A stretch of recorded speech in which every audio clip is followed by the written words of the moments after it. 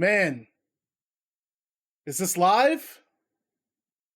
I feel like it's been so long since I've done this. I don't know if this works. Folks, are we live? Can you see me? It works. There's Junior Model. What's going on, Mr. Inferno? Let me move my stream around. I can't see shit. Jesus, this thing is bright. What's going on, dude? How are you doing? Life treating you well? It's good to see you, man. It's been... what, 2 months? I got a toast already. All right, let me turn my webcam off. I have some, I got some sugar-free lemonade. I'll hook you up. I got you. You want me to toast? I'm gonna toast my sugar-free, baby. Okay, let's see here. Before I start, of course, you know I gotta do the introduction. Ladies and gentlemen, we are live. Welcome to the Bad Guy Maddox Twitch TV channel. I am Bad Guy Maddox, and if I'm Bad Guy Maddox, that must mean I am Twitch's #1 bad guy. We are coming at you live for the first time since I want to say November to Remember with Combat League and Journey. This is the joint show that I have been talking about. This is the show that I have been the most excited for. It is Genesis. And look, difficult road to get here. Work has been insanely crazy.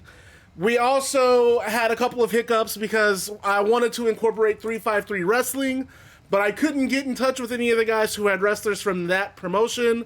Also, Spectrum doesn't have it on next-gen consoles, so we just couldn't make it work the way I wanted to. So I had to change some things around, had to do it up a different style. And here we are, folks, and welcome in. We got Year 2 Jericho, we got Penguin Cat, we got Godfather Blizz, Mr. Spectrum, Mr. Riot Spider himself, with another sub. 30 months of subscribing, dude. What a Chad. An absolute good guy. Love to see it. You know there's going to be a lot to talk about. As you can see, the name of the stream is called Pro Wrestling and MMA Chat. I do want to talk about Royal Rumble throughout the night. I also want to talk... I don't think a lot of you guys really watch UFC, so I don't know how much time I'll spend on UFC 325. I thought the card overall was great. I don't know if I agree with Diego Lopez getting that title fight, especially considering that he had just lost to Volkanovski about a year ago, within a year. I felt like Mossar should have gotten the fight instead, but I know that... They're looking for entertaining fights, and I don't know if you get an entertaining fight out of Mossar or not. The Rumble sucked ass. The win was better than the men Rumble. I honestly didn't hate the Rumble. I didn't hate either Rumbles, to be honest. Diego Lopez apparently broke both feet in that fight. I could believe it because he usually is really good about keeping a fighter cut off with angles, and I just didn't see that a lot in that fight. So I could buy that. I could see that. As it stands, though, he's now lost 10 rounds to Volkanovski. I didn't give him a single round last night. I think Nova, I think, gave him round 2. I didn't get that vibe. Honestly, Hooker surviving that submission shocked the hell out of me. Dude, so Dan Hooker is just kind of like a zombie. I mean, that's just how it is. That guy can withstand ridiculous punishment, and he can dish it out. That was a fun fight. That fight was as good as I thought it was going to be. It was violent. He was struggling out with cutting Volk off. Yeah, that was one of the things I found interesting because he dropped Volkanovski in round 2, was it? But I still didn't give him that round because that was the same round that Volkanovski tagged him. So I thought that if anything, that made that round even at that point. But yeah, I didn't really think he's usually a lot more active on the stand-up. Granted, Volkanovski is dangerous in his own right. I mean, he's probably the greatest featherweight of all time. So that's just how it was a fun fight. I thought the fight was perfectly fine, but some frustration going on there. What's up, Slim? The Rumbles this year felt underwhelming. Also, why on earth were they coming in like a 2K game? They were just running in. So I actually think, again, you know me, I say stuff and I want to preface that I don't know for a fact. This is a Bad Guy Maddox theory. I think that show went really late. I forgot that they were doing that show late. So if I'm not mistaken, that show ended around 2 a.m. their time. And I know that I think Saudi Arabia, like their entertainment culture, they normally go late at night. Or they do things later. but I think they were trying to get people home within a relatively decent hour. 2 a.m. is a long time. I mean, imagine going to a WrestleMania event and the main event starts at 1:30 in the morning. It was really cool actually talking with y'all during the Rumble. Dude, it was fun, man. I was like, I disappeared during, I'm going to be real, the Gunther AJ Styles match and the Drew and Sammy match, they just don't intrigue me. And the main reason being, I don't keep up with WWE to really know the intricacies of those two stories. So when the Gunther AJ Styles match came up, I mean, that was kind of my cue to go take a shower. I woke up really late because I stayed up the night before playing League. Where's my phone? Oh dear, I lost my phone. Hang on, let me go find my phone. I'll be right back because I think I have some notes on there too. Let me go find my phone. Hang tight.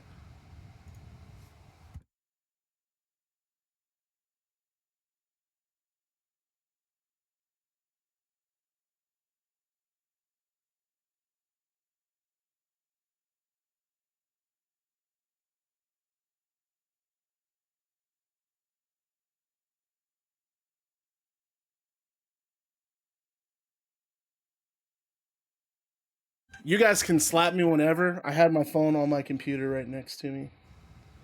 Jesus. What a shame. What a shame. It was a good fight. Just Volk definitely was dominating it. Oh yeah, I mean I don't think you can debate that. You can't debate that. Volk was winning that fight. I just kind of like I was already not as okay, to me the Gaethje and Pimblett fight from last weekend was a lot more intriguing going in because after watching Pimblett in the Bobby Green and the Michael Chandler fight, I thought, man, he could probably give Gaethje a good run for his money. And the fight was still good. The Lopez Volkanovski fight, though, granted, Lopez looked great against Gene Silva. Or John Silva, I don't know how you say his name. He looked great against the Fighting Nerd. That was a really fantastic fight. But I just don't know if that was enough for me to think a rematch with Volkanovski would go any differently. You know? I don't know. That wouldn't have been my preferred fight. I'm hoping we get Kayla Harrison and Amanda Nunes soon. Where are my glasses moment? That is literally what that was. It really was. You're right. So how's everyone doing? I already know. I see the vibe. None of you guys really fuck with the Royal Rumble. I'm going to be perfectly fine. I'm going to be perfectly honest. I thought the Rumble was great. She came out of... They initially announced Kayla Harrison and Amanda Nunes for UFC 224, which was last Saturday. And then Kayla Harrison got injured, I think, a week or two before the pay-per-view started. So they pulled Nunes from the fight as well. If I had to guess, I know I'm not watching this show at all. I'm just not going to watch it. But I guess they probably try to get that back on track for that White House event. That is just, that'll be a UFC event I'll skip. I'm not interested in watching that shit. That's just, it's weird. Weird vibes.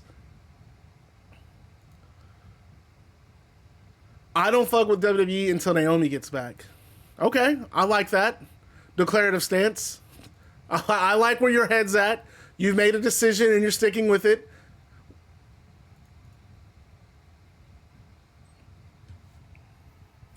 But shit, man, we have a stacked show tonight, and we'll probably get it started here soon. We're gonna try, Mr. Iron Tiger, what's up? We're gonna try a couple of different things for the stream tonight. I don't really know how this stuff is gonna go. Oh, dude, it's gonna be insane. That show is gonna be so aggravating to watch, like, ugh. And you know, I don't care what fights they put on that card. I mean, we could get John Jones, Tom Aspinall. They could bring in every single high-profile fighter in the history of UFC and have them on that card. And I am not even going to do so much as read the results. I'm not going to look at the results. I'm just going to act like that's an event that doesn't happen. And shout out to, who was it? Was it, he's a bantamweight fighter. No, he's a flyweight fighter. What is his name? He just beat Brandon Moreno. But he pretty much said exactly how I feel about a fight like that. That dude's Bodo with the sub, throwing the pancake stacks at me. Thank you. Your boy is hungry. He said he needed some pancakes, and Bodo came all the way through. What is that guy's name? I got to look at Brandon Moreno's most recent fight. Not Amamayev. Who did he fight before? Brandon Royval. Yeah, Royval is like not into that fight card at all. He's not into that shit. Pancake. Gosh, there we go. NF Shadow with the sub. Man, I love to see it. You guys are so nice. I appreciate you guys so much. So let's get to the nitty gritty of this event. Let's talk about our show tonight. This is Combat League. This is Journey. This is a co-presentation. It's called Genesis. We're in Japan. We're in the Tokyo Dome. We're doing it big. This is a farewell to Journey. Granted, I know Journey didn't have the sting. It didn't last the way Combat League did. I mean, before we quit Combat League ran for 2 years. 2022, and then I think the last show was 2024. And then we did Journey. I took about a month break and did Journey. Journey, the idea and the intent was to do a Japanese-style wrestling promotion. Simply put, the goal was to have a company that fundamentally ran like... I mean, there's just no way to put it. It ran like a Japanese company. You know, trying to figure out how to really explain it. More sports-based presentation, definitely more oriented toward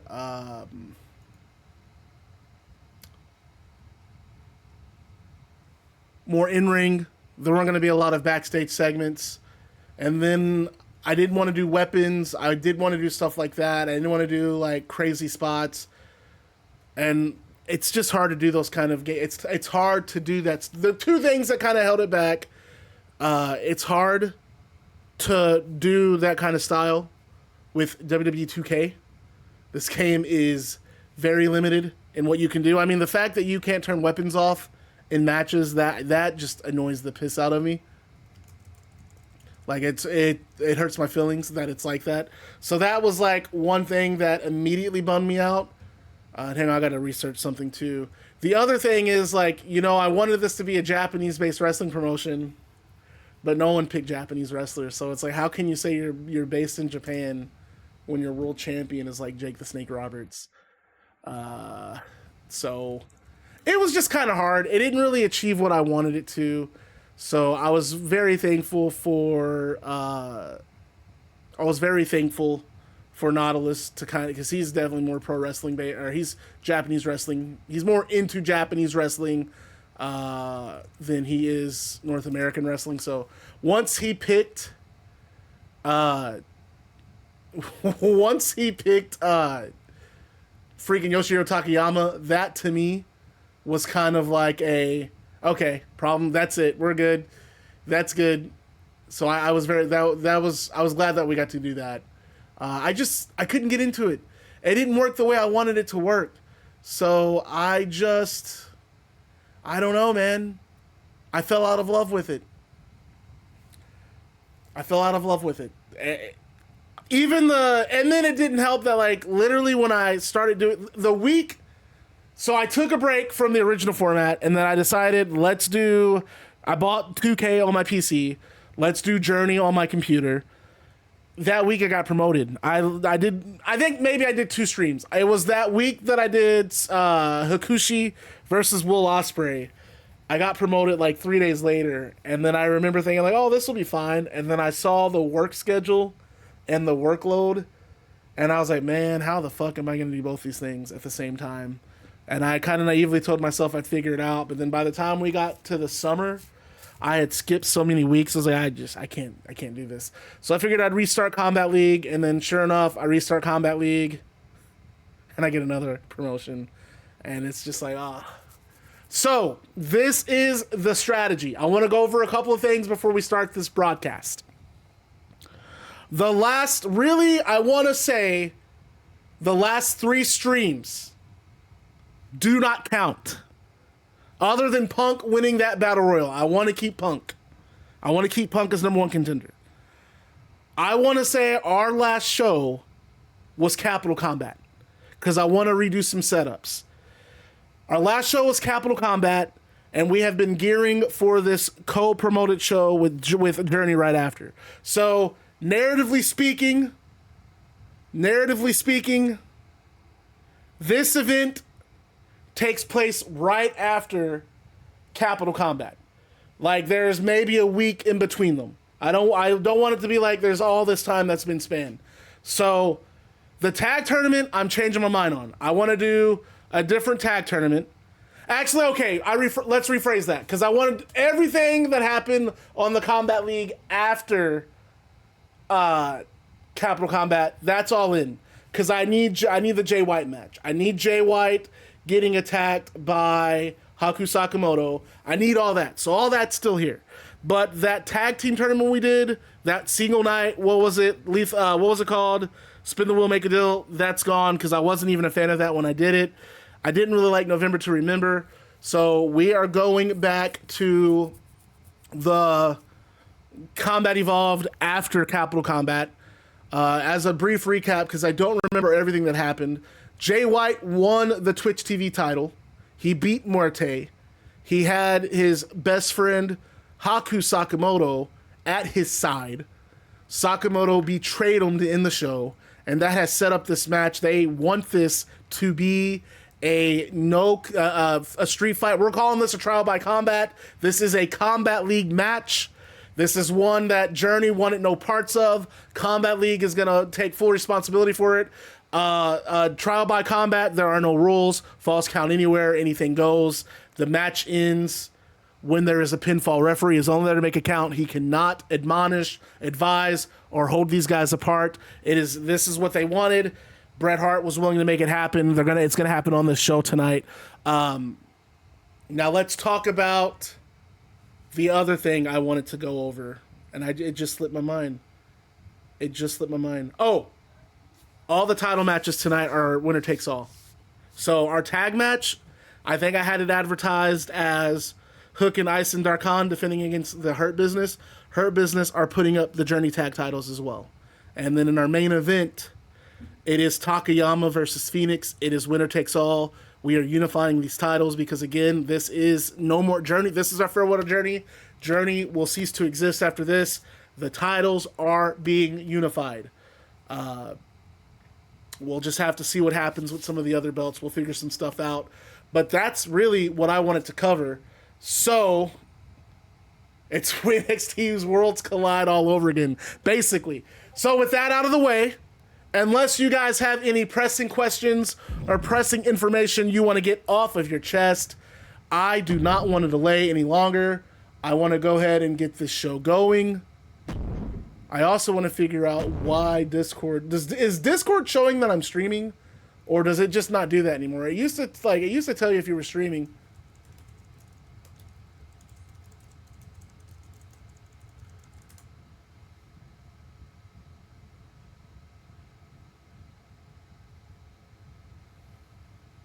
I don't give a fuck. It doesn't matter. I don't know why stuff like that bothers me. It's not a big deal at all. Okay, so we're going fast and normal. I couldn't figure out how these Fatal 4-Ways work because I didn't have time to test these matches, so I don't know if they're long or short, so I just made the 4-way an elimination match. And with that out of the way, we're starting. It sucks that 2K reset my shit twice. I can't believe it baffles my mind that there's CAW parts locked behind the MyRise because I wanted, what's his name? What was I can't remember anyone's name. I felt like you couldn't really do a Journey Combat League show without having the Sean Harris, because Sean Harris won that damn junior heavyweight tournament. So I wanted to put Sean Harris in the 4-way over DJ Jeffries, but he has some Randy Orton story mode stuff that I don't have. It's silly. So I don't think any of your CAW stuff should be... None of that shit should be locked behind anything, to be real with you. But okay, folks, let's go ahead. I'm gonna get YouTube pulled up, I suppose, because we're gonna have some theme songs here. I do not remember Aysen Darkhan's theme song. I guess this is gonna be my reminder. If you have custom theme songs for your wrestlers, you probably want to go ahead and DM me that information now so that we can use it as part of this broadcast. We are live in the Tokyo Dome, baby! This might be another dark arena. I guess we can use Hook's title. We can use Hook's song for this.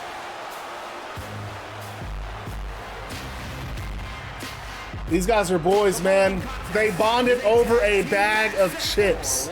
That's literally all it took for these two to click. And they are the Combat League Tag Team Champions. They issued an open challenge on the last Combat Evolved, if you guys don't recall. And both the Bucks and Usos, they accepted that challenge. Those two will meet at Combat Evolved down the road. But the Hurt Business in a press conference said they wanted first dibs at the champions. And they were even willing to put their titles on the line to get that match. And Hook and Aysen, they talked about it at length and they agreed to this contest. And then a winner takes all tag team event taking place to open up tonight's Genesis broadcast. I am Bad Guy Maddox. Took the long flight from Wisconsin to Japan. And man,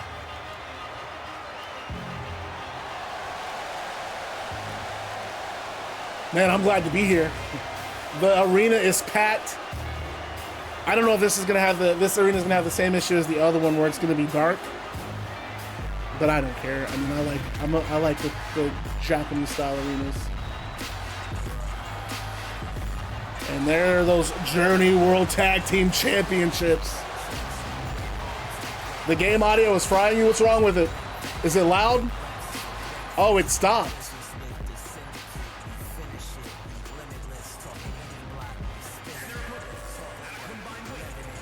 Did it stop? I can't tell. It's bass boosted. Well, hang on. Let me turn it down because I'm actually running the audio off of my monitor. Okay. We'll click it off and try something. All right. I'm going to have to use my headset then. Hang on.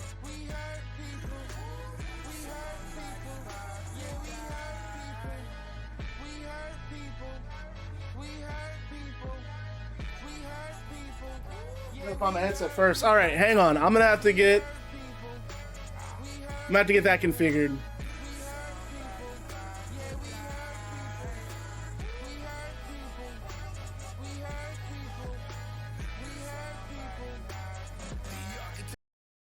All right, for the time being, we're not gonna have any match audio until I find my headset.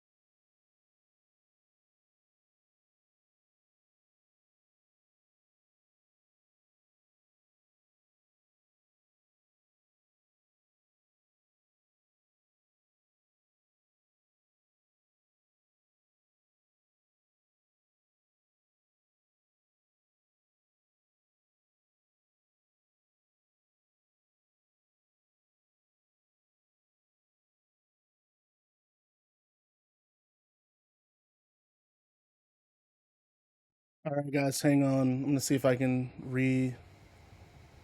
redistribute the audio. Okay, I need to go to... I don't know if it's gonna let me just do this shit the way that I'm supposed to do it with the Streamlabs being up. But we'll see if I can.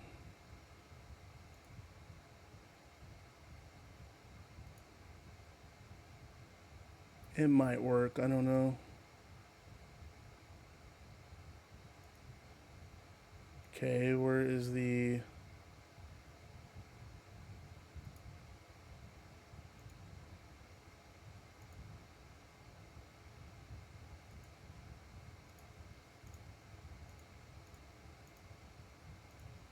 Okay, let's see if this worked. I don't think it did, but...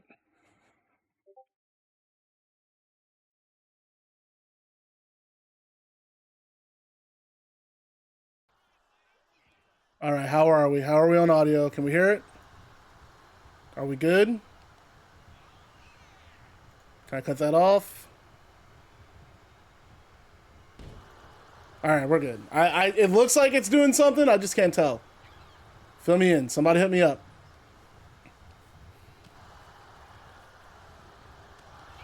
We got... All right, cool. We got Benjamin and Hook. Legal 2 for their teams here. And Hook bringing in Aysen Darkhan. And let me... Like, the thing I like about Darkhan, man, very quiet. Confident in his abilities, but... I think that there is kind of a mental block that he's in his head. He'll be the first to tell you he's in his head a lot. And I think teaming with Hook has kind of helped him get over that, because Hook is just very go with the flow. Just, you know, when that bell rings, it's time to go after. He doesn't think about it. He's not in his head. He's just on. Oh, what a swinging neck breaker from Lashley. He spoke too soon. Sorry about the technical difficulties. Still trying to figure things out as Bobby Lashley, Aysen in the air. And don't forget, guys, as to kind of help with the flow of tag team matches, they are 3 breakups. So who we got in this opening match? Who will become the unified tag team champions? Will it be the Combat League tag team champions, Hook and Darkhan? Or will it be Shelton Benjamin and Bobby Lashley?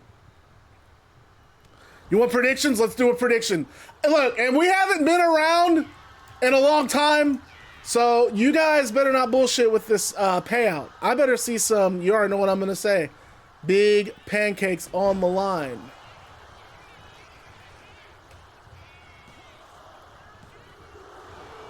Jesus, what is this thing doing? It's like broke. There we go.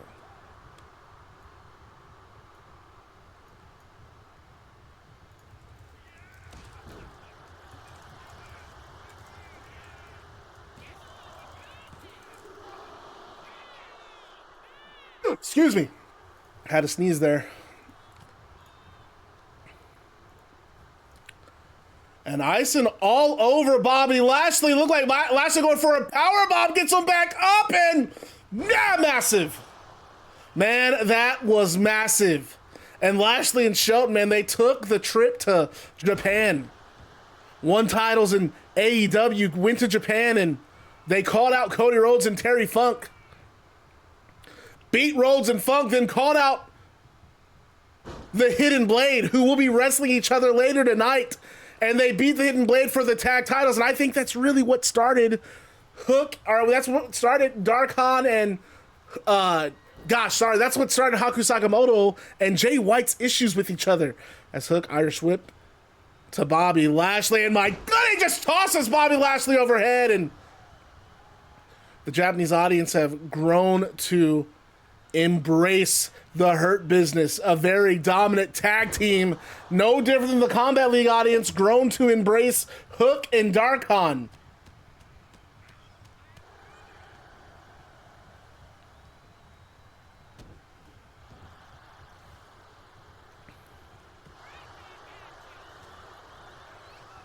And Bob, I will never forget when, who was it, Hook? When he was beating the shit out of Smoke Morgan outside the ring, and Bliss just goes, man, fuck Hook. And Jesus, dude, Hook, there's a submission from Hook to Lashley. It's in, and no, Benjamin with the breakup, and man, they needed that.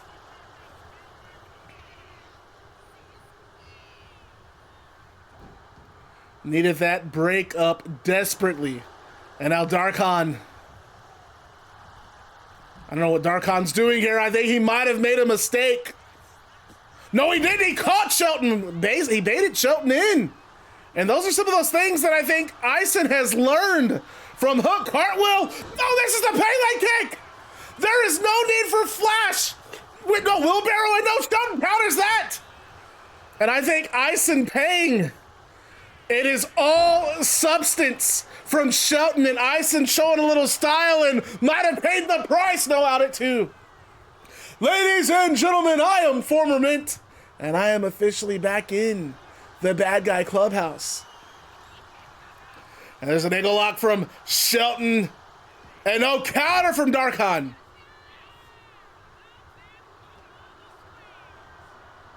Darkhan with an Irish whip, goes low. Tilt-a-whirl backbreaker, and Darkhan and Hook, you gotta like this team, man. They went through that entire tournament, going to the finals at Capital Combat against Adam Cole and Karrion Kross. Came out on top.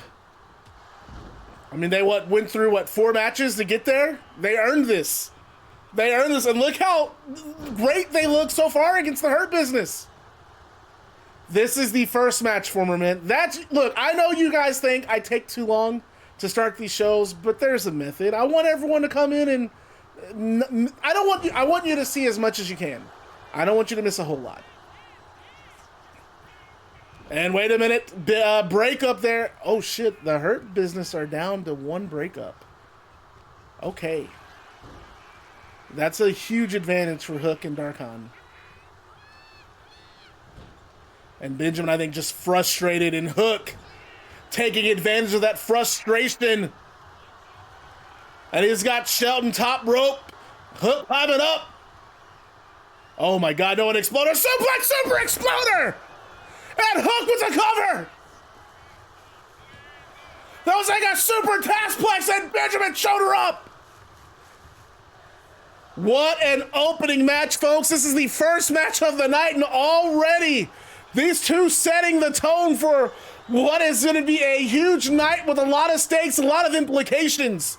History is going to be made tonight at Genesis.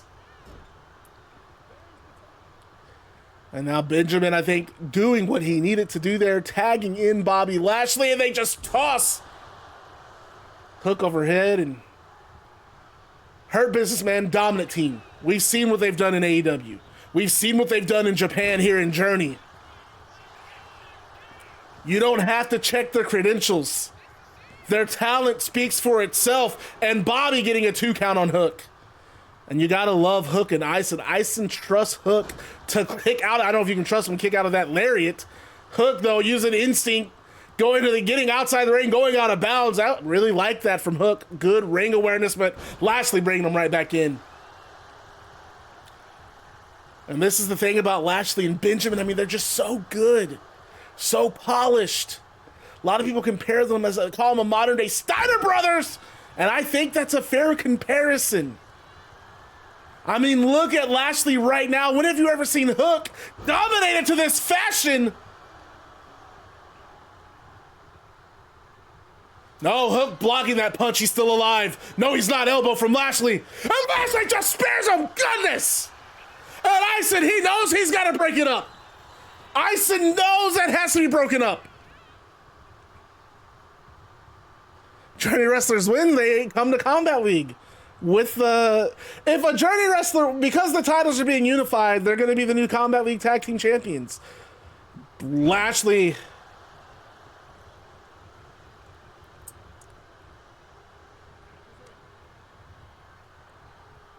And Benjamin now legal man and stalking over Hook, man. You want to talk about tier 1 athlete. Benjamin can do it all. Look at that jumping knee as an example. But no, runs into an elbow. Hook with a lariat. Hook's got to get out of there. Hook has to get out of there.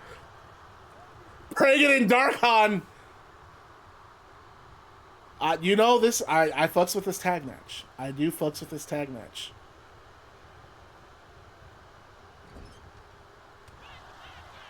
And Darkhan running into the same problem. No, he's got that spinning code breaker! Just like a tornado code breaker comes out of nowhere! And oh goodness, Hurt Business. That's it. That is it for the Hurt Business. No more breakups, folks. No more breakups. This could be GG's for Hook and Aysen.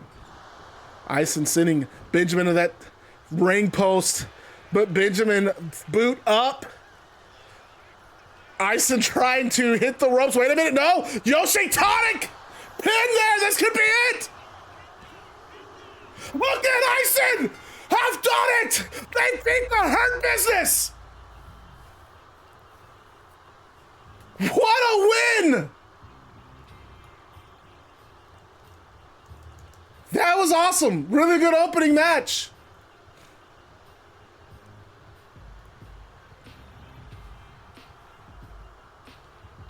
What an opening match. Oh, I gotta change my, hang on. I gotta change my computer settings now since I've done this. Nobody bet on the Hurt Business. Really.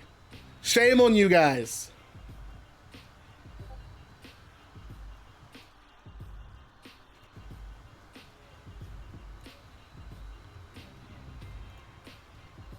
Shame on you guys.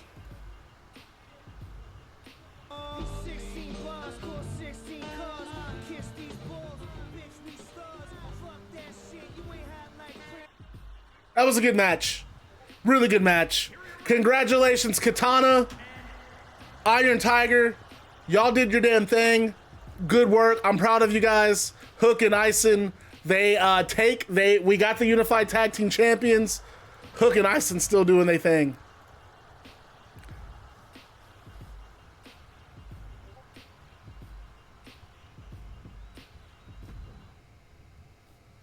We're rooting for our company. What do you mean, Jay? I'm just saying. You can't win any pancakes when you do that. There's pancakes are not up for grabs when you do that. This is a match that I'm looking forward to because fuck you guys. I'm a Saya Kamitani fan.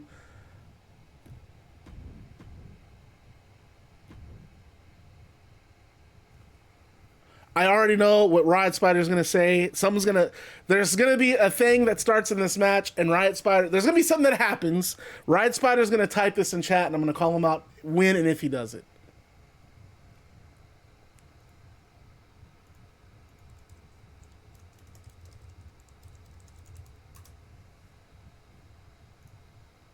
I'm saying you can do whatever you want. You're just not gonna win any pancakes.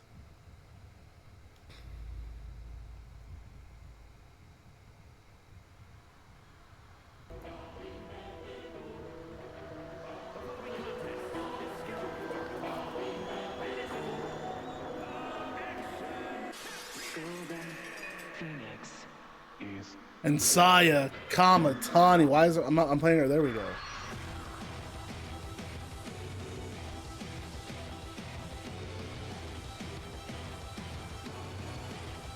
Kamitani, a rising star in Journey. As a matter of fact, that match with Kiara Imani took Imani to her limit, so much so that Imani gave her a nod of respect, which we have never seen the War General of God's Army do. And when it even teased maybe offering Kamitani a spot in God's Army, Kamitani said the Phoenix flies on her own, and tonight, the Twitch TV Championship on the line.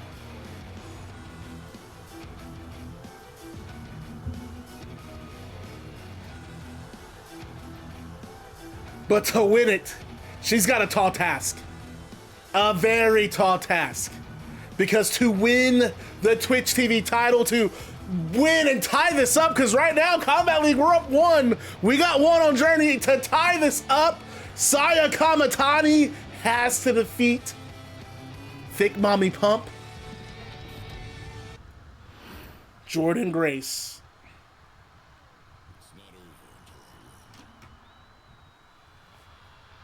And Jordynne Grace won that championship in that ladder war at Capital Combat. Are you okay? I'm not gonna tell you then. I thought you were gonna say it because you said it during the Rumble multiple times. Yeah, I think Better Guy knows. No aura. That's what I was expecting to see. I was expecting to see no aura in chat, but okay, it didn't happen. Jordynne Grace, Twitch TV champion. Dom, it looked really great in that ladder war, man. I mean, bodies were battered. It was Jordynne Grace who was able to climb the top of that ladder, retrieve the title, and here she is now. This isn't WWE. She has aura here. Fair enough. Fair enough. All right, predictions going. This is our second match of the night. Jordynne Grace, Saya Kamitani. And this crowd very much in favor of Kamitani. They've watched her rise to superstardom. She's like a rock star here in Japan. Introducing the challenger from Japan.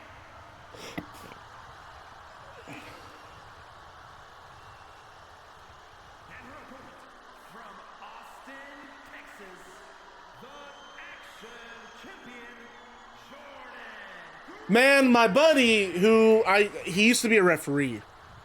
I guess I don't remember. He told me that we saw Jordynne Grace when she was like just breaking into the business.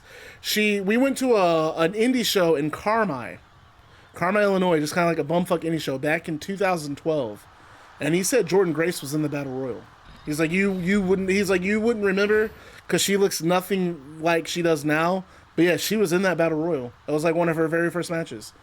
I thought that was cool. I can't remember that. Shadow says 2-0 coming up for Combat League, and Kamitani winning the strength bout there. Wow! Kamitani does it again! The strength from Kamitani on full display. Very shocking. And she muscles Jordynne Grace into the turnbuckle. And referee getting in there, breaking these two up. Grace, no, eats a kick to the midsection, does Grace. Palm strike, Jordynne out of the way. Gets Kamitani up, scoop slam, how about that? Take that, Kamitani, Jordynne Grace says. And another scoop slam.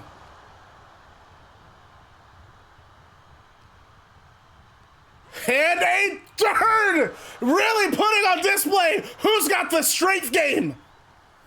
And 3 scoop slams that. Oh, look at those clotheslines. Goodness, just clubbing and battering Kamitani. Oh, and the laser out. Leg hook, fisherman, buster. And man, it has been all Jordynne Grace. I'm doing double duty. I'm one guy. I left Journey and took the Combat League gig because I didn't have to go to Japan. I live here. But I'm here for this show. I have to be. I love it. A lot of history here in Journey. I've been in this building before for their big shows. I was there the night Yoshihiro Takayama beat Terry Funk.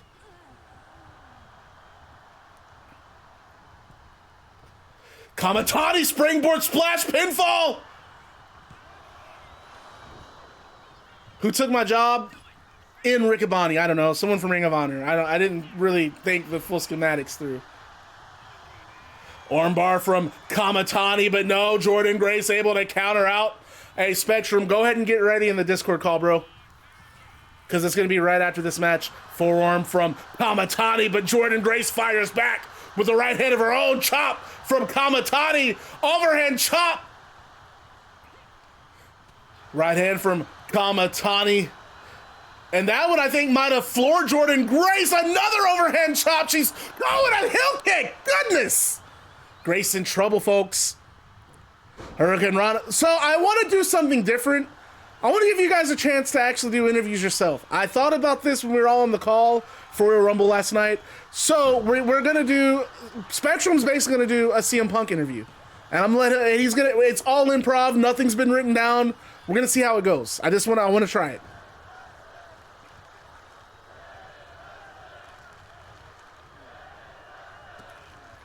And Kamitani, at first, I would have swore this was Jordynne Grace's match, but now Kamitani in firm control. And smashes Jordynne Grace's head in that top turnbuckle. And nope, I was gonna say second when Jordynne Grace will elbow. She fights out of that. No, she's in trouble. No, Kamitani back elbow again from Grace. Is able to get away from that turnbuckle finally, and now has Kamitani up. And what a Michinoku drive. Really a Falcon Arrow. Falcon Arrow, sorry folks. Falcon Arrow from Jordynne Grace. Kamitani, I don't think she realizes where she's at, and that's okay. Grace gonna help her up. And goodness, Blue Thunder Bomb. Impressive from Jordynne Grace, and this could be it. Kamitani on it too. Grace hits those ropes and just comes down with the forearm.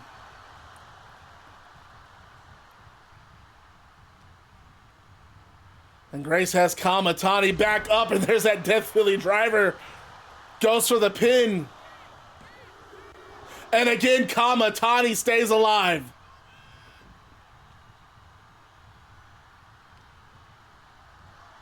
And Grace, look at the strength. Strength from Jordynne military press slam. I don't think Grace liked being showed out at the beginning of this match from Kamitani, and those strikes again. I mean, Kamitani just telegraphs them every time she tries, and gonna pay for it here with a beautiful jackhammer suplex. No, spinning back fist from Grace misses, and she leads it to an Irish whip, but able to just shoulder through to Jordynne Grace. Kamitani doesn't care though. Kamitani, my goodness, just spikes Jordynne Grace right on the canvas and cuts the throat. Is this it? No, Grace back up. Wait, no, Grace, not sure where she's at. Kamitani on the apron, springboards in, comes down with the crossbody. Man, and they are laying it all on the line. No different than that tag match. Works on the neck now. Kamitani top rope. Kamitani! 450! No! Kamitani, no! I thought she had it. I thought she had it. And you can tell Kamitani thought so too. Thought we were calling a new Combat League Twitch TV champion, but no, Jordynne Grace. Oh, goodness! Grace is back! Comes back with the vengeance too! And that's Yoshihiro, no! Kamitani on it too! Are you kidding? And Grace back up says, no, I'm finishing this now. I am not wasting any more time. Irish whip from Grace. Kamitani lands on her feet. Goodness, roll through. There's a pin. Kamitani might have it. Just caught Grace by surprise. No, Grace on it too. Wait, Grace with a counter! Grace with a counter! And Kamitani out! Grace fired up! This is it! That's gotta be all she wrote! And Kamitani! No way! No way! She kicked out! She kicked out and gets it to the outside. Grace dives after her, my goodness.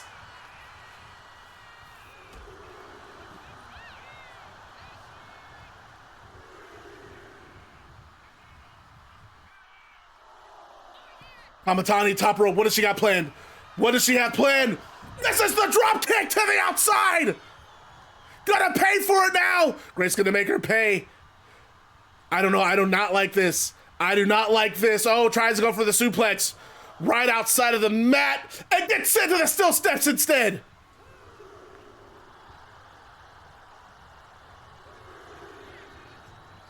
Grace rolling back in.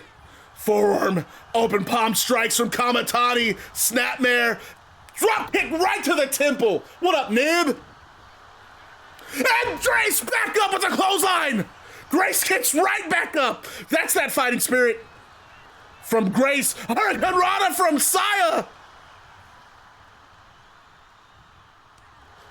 Pop strike, forearms, and goodness is Saya really laying into him. Kamitani going to the top. I don't know what she's got planned here, but going to the top. No, Fenix splash!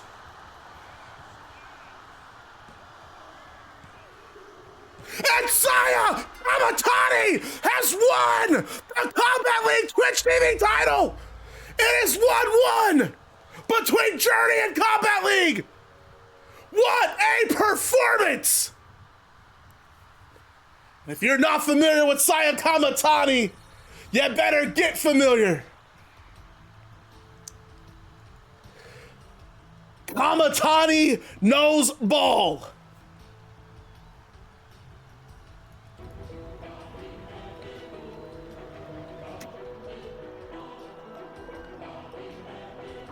That match was awesome, dude. My God, they went at it. Kamitani is handed the Twitch TV title, and she's stumbling around.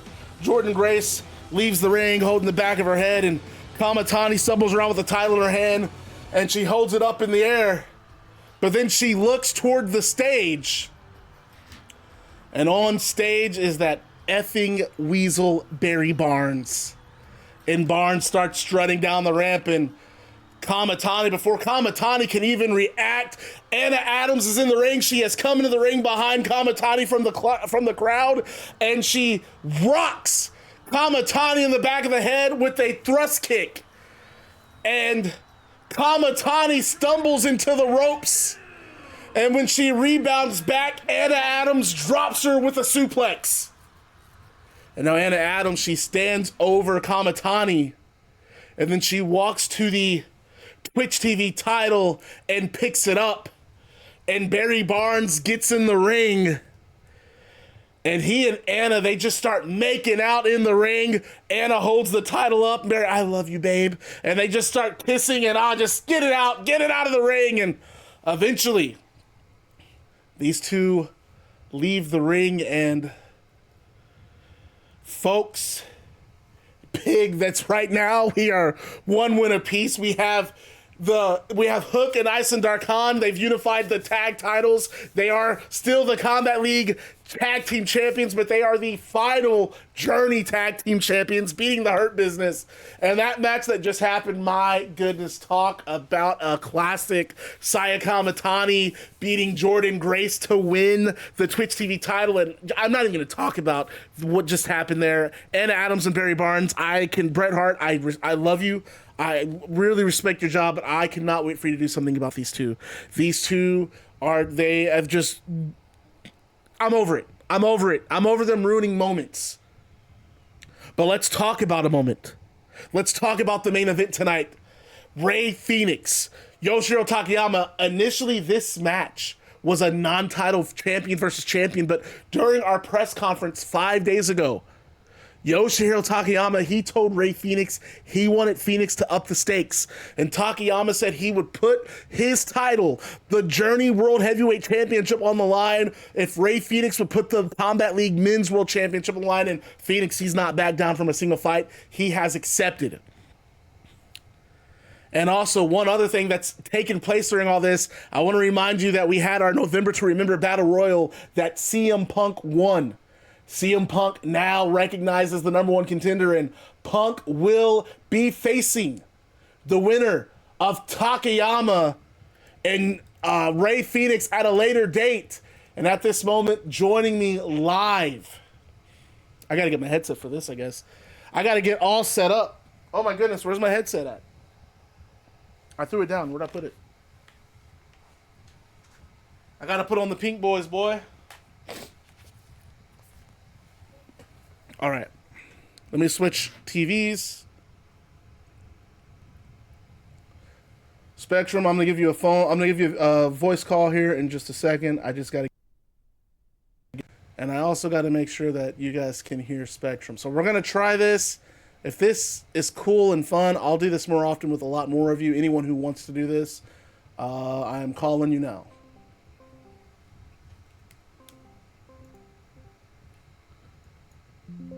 Mr. CM Punk, Ms. Punk, are you with us? Right here. All right, guys, can you hear Spectrum? Make sure, Spectrum, go ahead and say a couple of things. Let's make sure they can hear you. Just Dominic Mysterio. Okay, fair. You guys hear Spectrum? Are we good? He sounds low. I'm gonna turn it up. We're gonna try it at this volume. Spectrum, go ahead. Say something. Ladies and gentlemen, it is the best in the world. It is CM Punk. Now, if you don't remember my name, first of all, where you been for past 25 years? Second of all, remember it. How are we feeling about that? Could you hear it?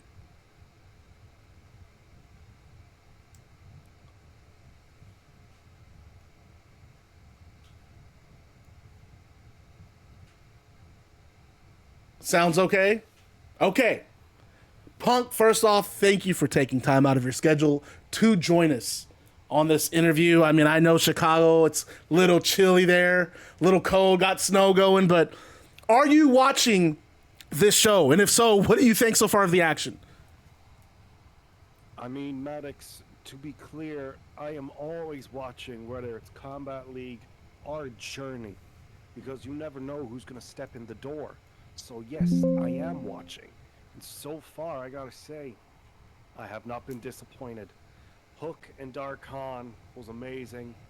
Honestly, Jordynne Grace had me believing there for a sec that she was about to pull off the victory, but what a match. What a match indeed. And you want to talk about a match to look out for, Punk. I know you saw the news. I know you watched the press conference 4 days ago. Yoshihiro Takayama, Rey Fenix agreeing to put their championships on the line in tonight's main event.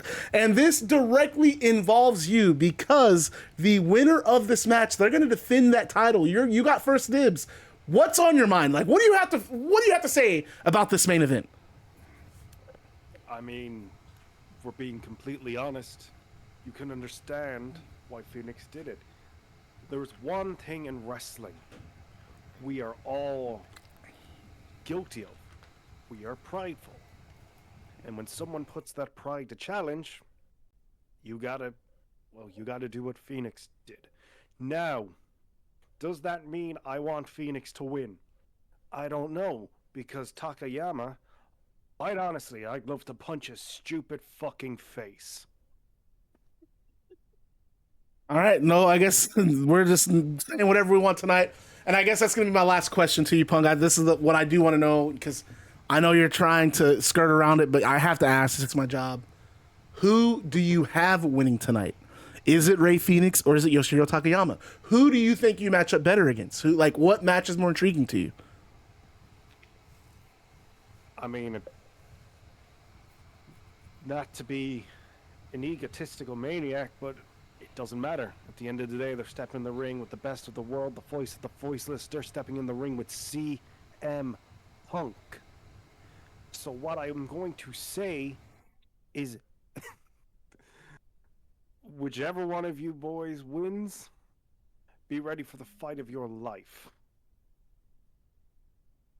All right, Punk, thank you. I'll let you get... Oh, sorry.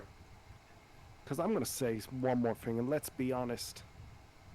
Takayama is only just a man. He is not a god. Rey Fenix may have the name Phoenix there, but he will not rise from the ashes. I am too damn old to not win this world title. I don't have much left on this goddamn clock. My body's sore. I hear my knees creak when I get out of the goddamn bed. But guess what? I love it. This is my drug. This is my addiction. So, to either Takayama or Rey Fenix, bring it, because I will be walking out as the champ. All right. Well, thank you, Punk. I'll let you get back to it. We got another match coming up. The International Championship on the line in a four-corner survival match. It is going to be Nathan Frazier defending the Journey International title against Combat League's Ilja Dragunov, Journey's DJ Jeffries, and of course Combat League's Hayabusa. Let's take it back to ringside. That actually was kind of cool. If you guys are for that, if that's something you guys like to do, I would love to do more of that. Do more actual interviews with you guys. I gave it to Nathan Frazier because I think we all agreed Nathan Frazier put on some awesome matches. So I want to keep the title on him. Yeah. Just makes sense.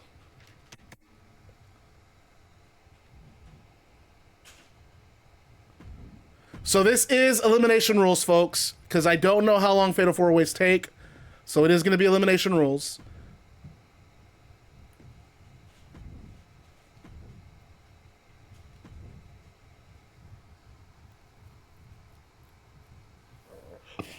now that I think about it, Spectrum kind of sounds like an Irish theme. But dude, I thought that was fun. I really enjoyed that. I'm not gonna lie. Thank you, Spectrum, for doing that. I think that was cool. And Punk, he says it does not matter. He says he's gonna stack up against either one of them. And you know, he makes a good point. How many more titles does Punk have in his career? But man, I think this is gonna be the sleeper hit of the night. All four of these men, hard-hitting, explosive, can do a little bit of everything.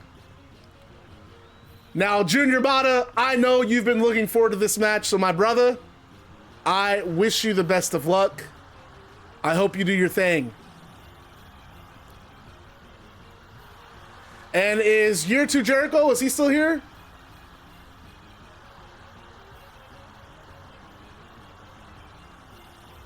I need my pancakes, Maddox. I got you. I'm gonna hook you up.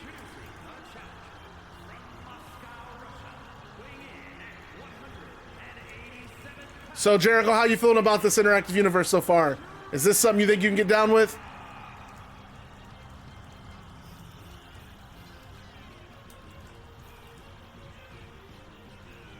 And of course, this is contested under Journey's rule. This is contested under Journey rules, so not a traditional Fatal 4-Way. Journey they really prefer these survival style matches. This is elimination. Remember, we used to do a lot of these matches in Journey, so I figured we'd bring it back. Elimination style for their championship. There are no countouts.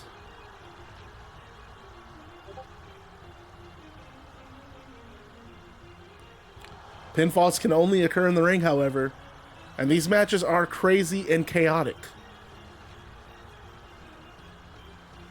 Well, we had an interview with CM Punk. It was good. It went well.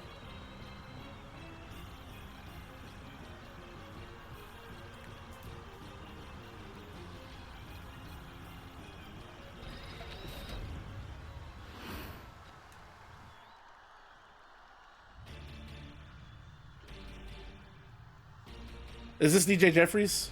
Yeah, this is DJ Jeffries. And making his way out next, DJ Jeffries, man. This guy is sensational. And I'm going to be a little selfish. This is a guy that I was really hoping we'd see in Combat League. He was offered a contract, and he proudly said Japan is his second home. He's going nowhere. He's a Journey Day 1 guy. And I actually think he's taken offense to this co-promoted show. He views Combat League as kind of leeches. They're trying, like, he's spoken out about this. He thinks Combat League, they're leeches. That he thinks that Journey, their best success is doing what they've been doing, and Combat League wants to piggyback off of their success to run shows in Japan, and Jeffrey's not proud of that.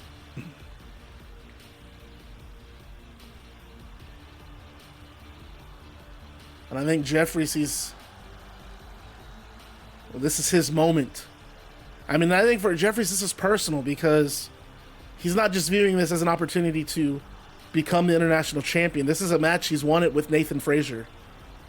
These two went to a draw. The only time they wrestled, they faced each other in the Gold Series Junior Heavyweight Grand Prix. They went to a draw, split a point each. He's won at this match with Frazier, but I think what's more important to Jeffries is making sure that this title that Combat League does not win this. It is important to him that Journey stays with Journey. He said this title belongs in Japan. It may be the international title, but Japan is its station.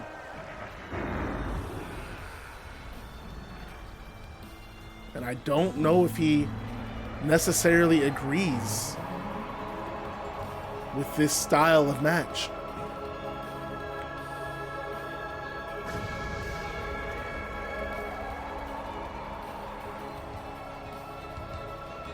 Hayabusa, man, I will never get Hayabusa doing a backflip off of that trailer.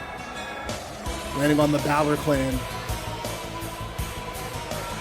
That's that street fight between Hayabusa, Setanta, Punk. They took on the Balor clan. And just how brutal that match was. But here we go, man. Nathan Frazier, this guy has been a human highlight reel in Journey. Really found his calling in Journey. Took a risk. He bet on himself. He left WWE. He went to Japan. Journey very keen on signing him, and man, he just kind of tapped into some, he just took it to another level. Has the international title.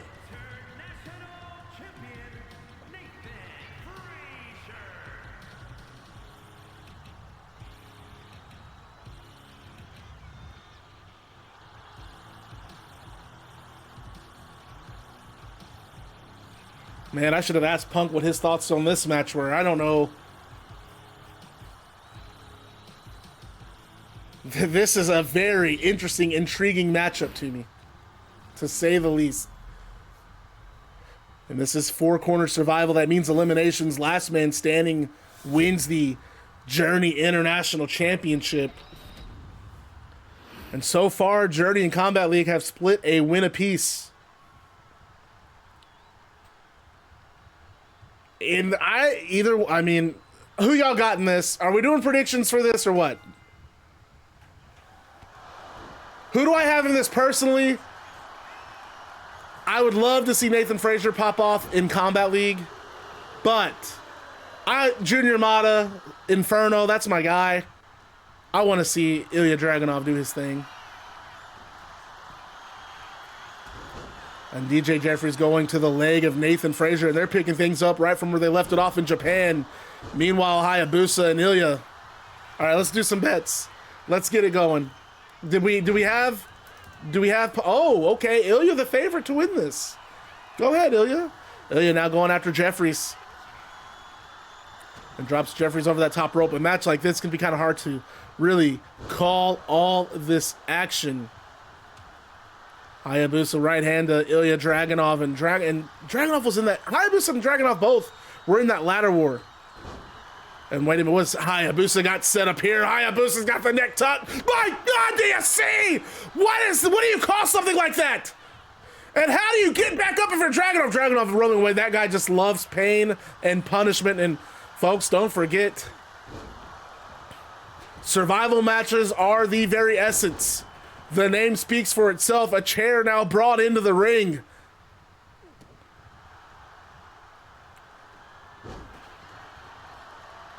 And Jeffries, okay, you want to bring a chair in? And Jeffries gives one to Nathan Frazier, no different than Frazier gave to him. And Hayabusa, atomic drop. And that's the guy that you don't want to have the chair. That man right there, Hayabusa, as he drops it right on Jeffries.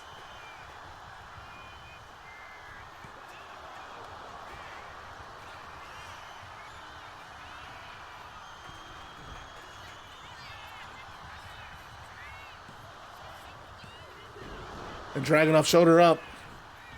What do you think when you see Jeffrey? Yikes.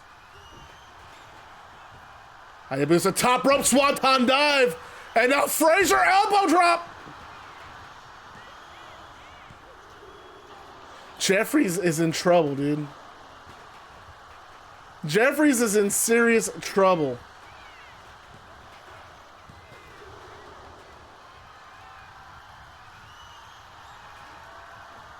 Jeffries off the shoulders, ends up tying. Oh, there's that tornado code breaker.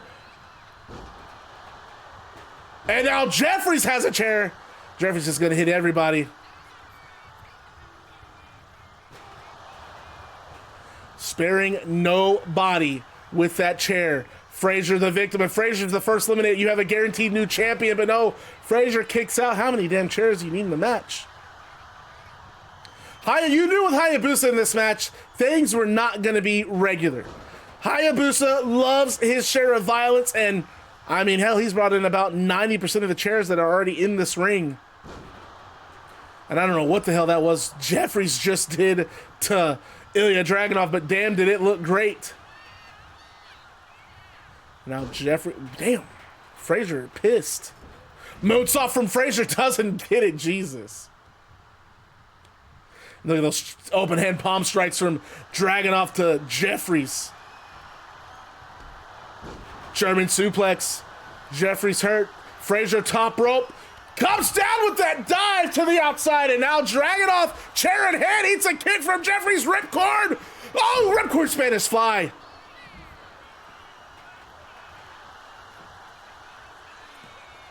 Jeffries might have an elimination. No, Dragunov on it too.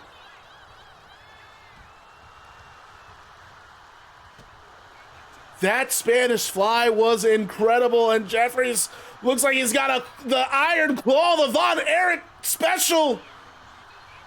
And no, Dragunov, look at the look on Dragunov's face. Loves the pain, embraces the pain, comes back, and a torpedo Moscow.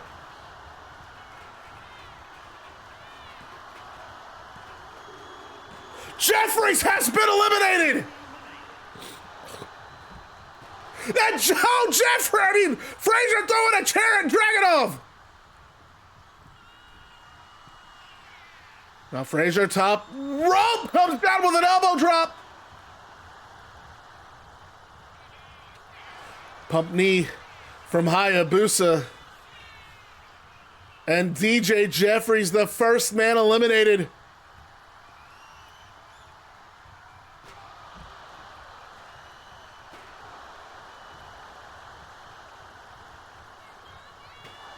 And Hayabusa just hitting anything that walks with that chair.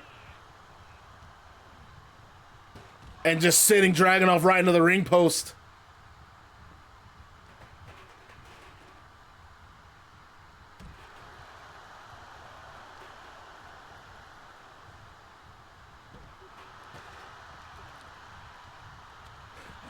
And Dragunov just diving into Hayabusa. But to eliminate somebody, you got to take it. You got to bring them into the ring. Outside is not going to do it. Frazier getting back in there and goes. Oh, he paid for it. Well, that cost him. That just cost him. Jesus. He tried to go for a chop block and Dragunov just turned around and hit him in the head with a goddamn chair. Insane.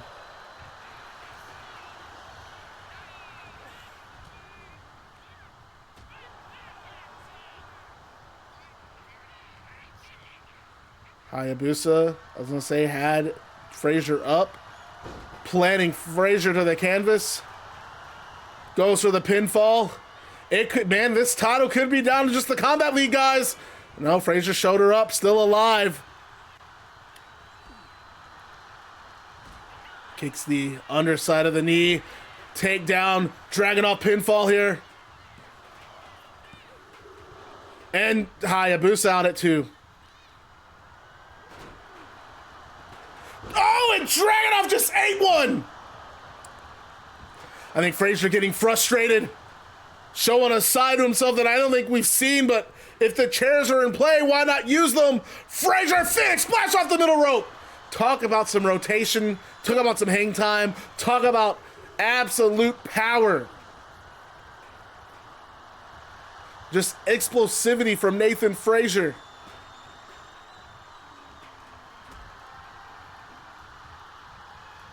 And Frazier's got Hayabusa up, and there's a power bomb, and now Jesus. Ilja Dragunov right at home in this match. Hayabusa with right hand after right hand. Talk about a visual to Dragunov with that cut, but there's a knee from Hayabusa. Hayabusa, that might be it. That might put Dragunov out.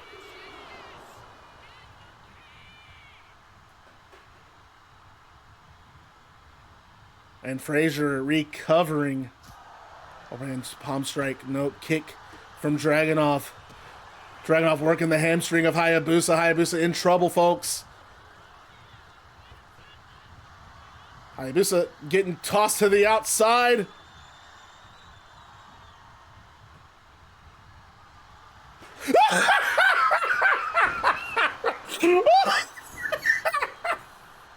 Oh, I knew that was coming. It was still funny. It was still funny.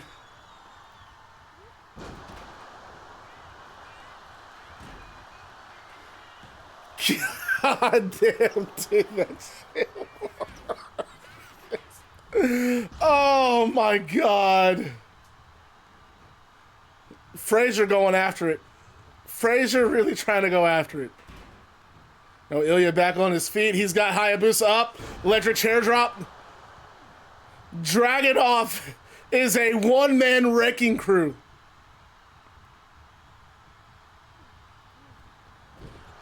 Bullseye right on that top turnbuckle. The forehead finding the mark for Dragunov. But now you got to worry about Hayabusa. And Hayabusa, I think, just wanting to show Dragunov that, man, you're not the only practitioner of pain. Let me show you real pain, says Hayabusa as he takes Dragunov to the top turnbuckle for what is a superplex and rolls through, picks him up. And a Falcon Arrow pinfall. And Dragunov still somehow in this. And oh, Jesus, a spin around boot. And Hayabusa thinks he might have put Nathan Frazier out. Frazier's still alive. And I don't think we knew this match was going to be brutal, but I don't really think I did not think it was going to be this brutal. Not in a million years. As now, look how bloody Dragunov is.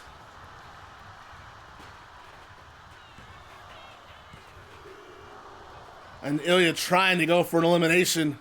Just trying. But these three, I don't think Nathan Frazier knew what he signed up for. German suplex from Hayabusa to Ilja Dragunov. Frazier back to his feet. He wants some more of Ilja Dragunov, or of Hayabusa. These two unfinished business in this match. Swinging neck breaker from Nathan Frazier. Jeffries so far the only man eliminated. Jeffries ate that torpedo Moscow, and I mean, just came out of nowhere. And there's another torpedo Moscow, but Frazier saw it coming. I'm dropping Frazier on that top rope. Ilja doesn't care. He missed it. He's still going after him. And now just brutalizing Frazier with that chair. Hayabusa back. There's a crescent kick from Hayabusa. And that was enough to finally put Dragunov out. And damn, it is down to, it's a Combat League Journey match now. Hayabusa. Nope, Nathan Frazier with a counter. Frazier pinfall. And no, Hayabusa almost lost there.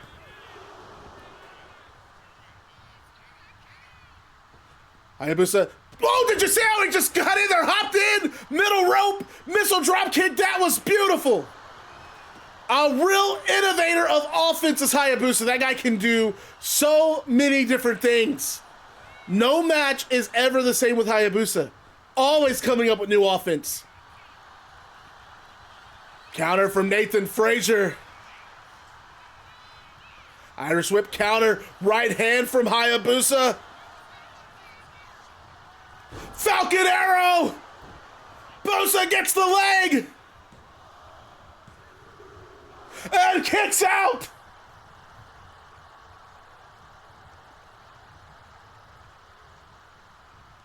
Right hand, no, countered from Frazier. Frazier saw it. Scoop slam, no, wait a minute. Wait a minute, reverses it to an inverted DDT. Hayabusa still in this. Don't count Hayabusa out. Not yet, right hand, Hayabusa. Rip cord. Oh, there's a knee. Goodness. And the way Frazier fell, that might certainly be it. Hayabusa has won the International Championship.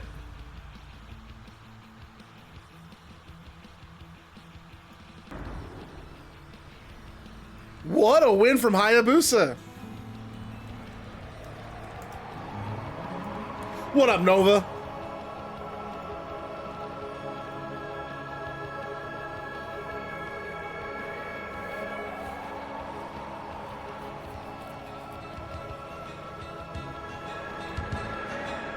What a match from Hayabusa. I mean, these four went after it. You know, let's go ahead and get a visual of our champion. Come on, let's show him off. He's got the title.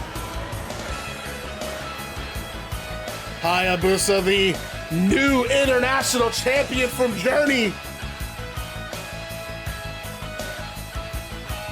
You're going to see Hayabusa, I mean, everywhere. He's going to take that title everywhere and defend it. Hayabusa up for the challenge.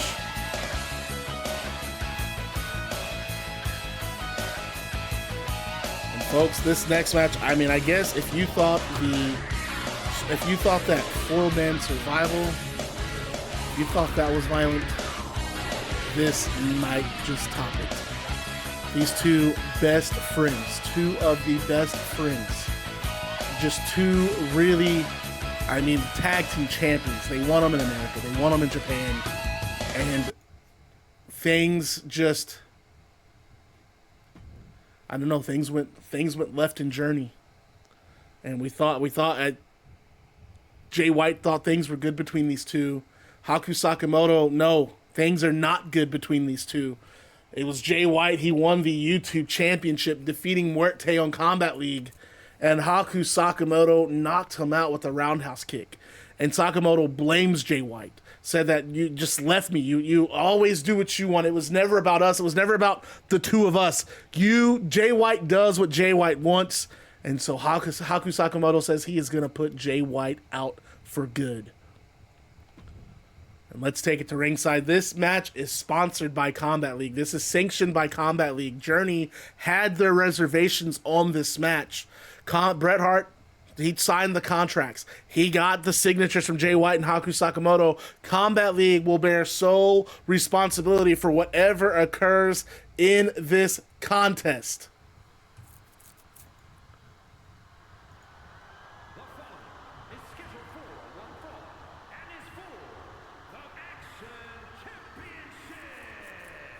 And this is a trial by combat.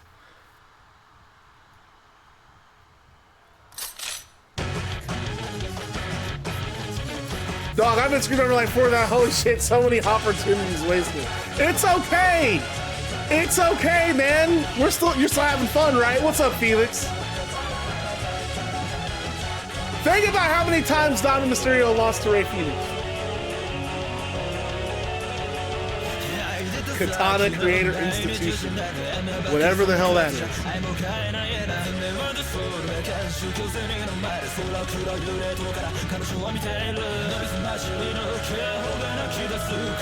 That's why he said rookie numbers, because he's upper echelon.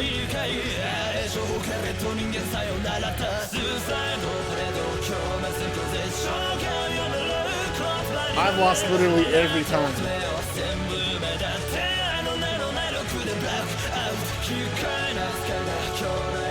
Meanwhile, I have a record of 1-1.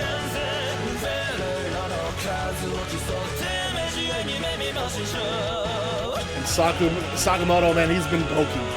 He's been so focused on this match. He blames Jay White for everything.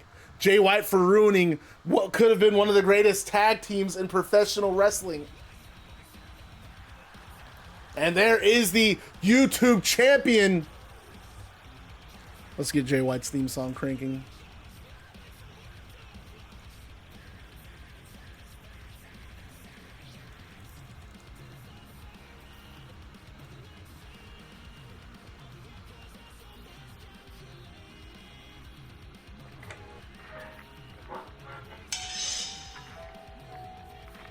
The Ronin Haku Sakamoto. And he called it the Ronin. And these two, I mean, I never would have thought these two of all people, best friends. And now here they are.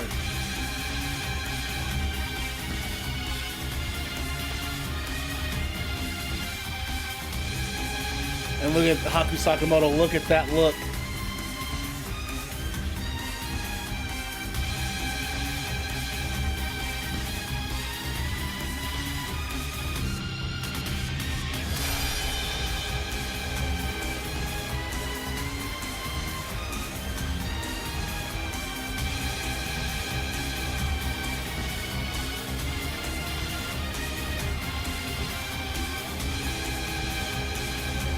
Well, we don't know what the relationship is with Jay White and Bullet Club, Dead or Alive.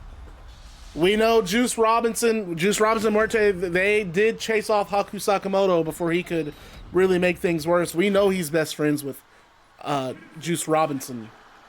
From Yamaguchi, Japan, weighing in at 228 pounds, the Outlaw. And I don't know if this crowd, I mean, Journey, I know the Journey matchmakers. I know Kazushi Sakuraba, Journey president. This is the 4th match on the show.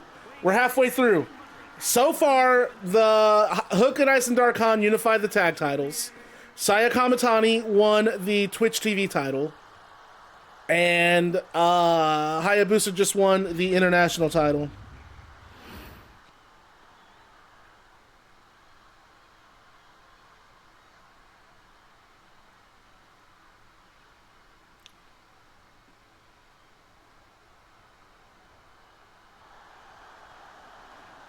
Here we go, folks.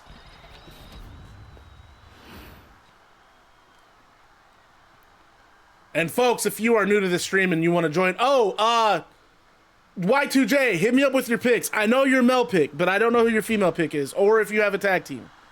And here they go, look at this. These two already after it. This is serious between these two. Uppercut from Jay White. Gonna make Sakamoto pay. Yeah, we have a guy in the stream. What's his name? Year to Jericho. Moonsault Haku Sakamoto misses. Jay White Irish whip to Sakamoto. Uppercut from Jay White. Throws Sakamoto out of the corner. Backbreaker from Jay White. And I'm telling you, there is these two fighting like only family can.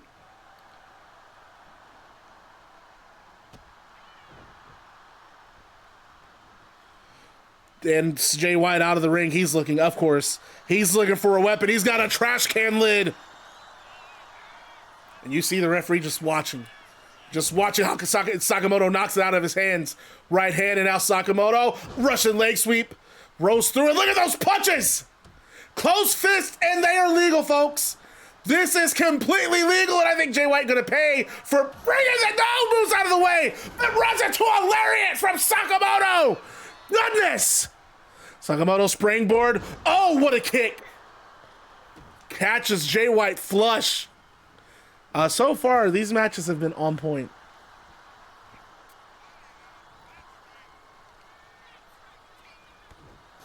And Sakamoto, I mean, he blames Jay White for everything that's gone wrong.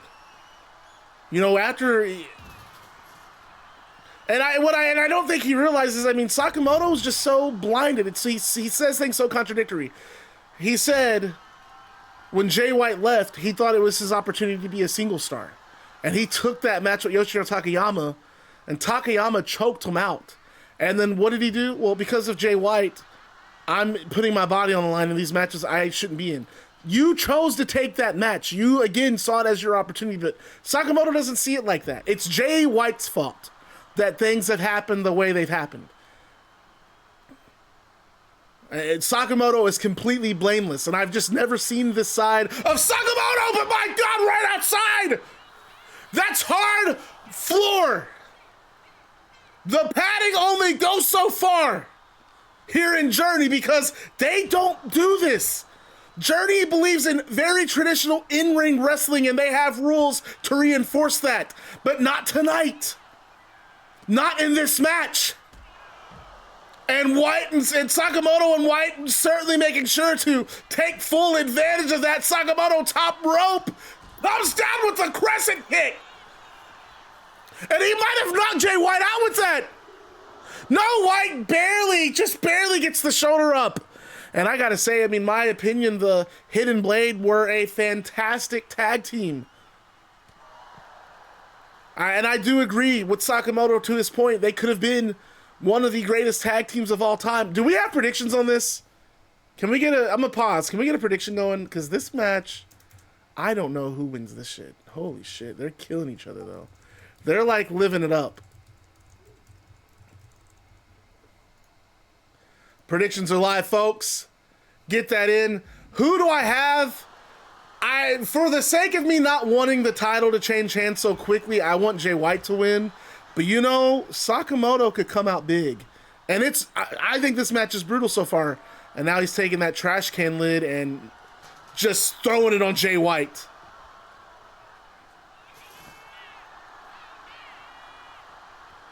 Look at that choke. And there's no escape from this. There's no rope break. There's no out of bounds. Jay White bites the finger of Sakamoto. These two are cutthroat. And now goes for a suplex. So he's going to try to suplex him in that concrete. The hard floor. But couldn't. Pinfall from Sakamoto. And White kicks out. No, wait a minute. Jay White catches that kick. And this is where you got to be careful. Irish whip. Oh, and White just bounces off that barricade. And look at those punches. My God. Sakamoto is angry.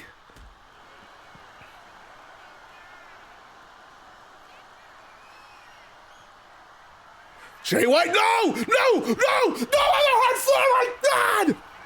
No, a Blade Runner, right on the hard path, that floor! Goodness, and Sakamoto's shoulder up at 1! Are you kidding me? And now Sakamoto going to work on the leg, trying to maim Sakamoto.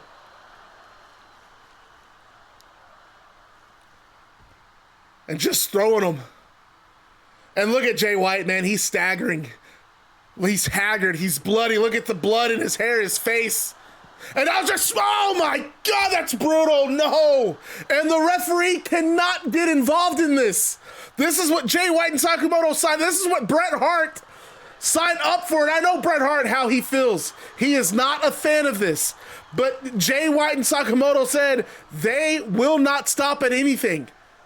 You have to make it happen! Sakamoto sweeping Jay White's legs. Irish whip from Jay White. And a power slam!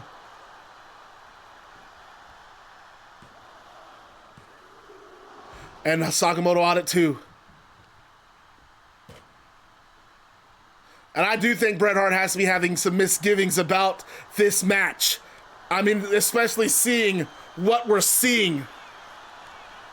Sakamoto, big strikes. Jay White comes back with one. These two just beating the hell out of each other. And Sakamoto, goodness! I don't think that's got to be it. That kick has got to be it. And no, White on at 1.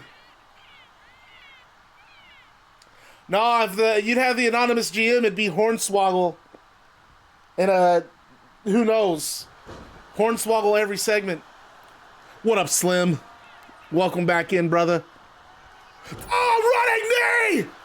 God! Might have just decapitated Jay White with that, too! That's gotta be Jay White kicked out! No! This, you gotta, come on. Something's gotta give. I know the referee can't get involved, but in this for their sakes. Somehow Jay White still gets back up and Irish whips. Oh, face first on the canvas. And Sakamoto, I don't realize wait a minute, no, goes for a Blade Runner. Sakamoto stops it. That kick to the back of the head and across the shoulders.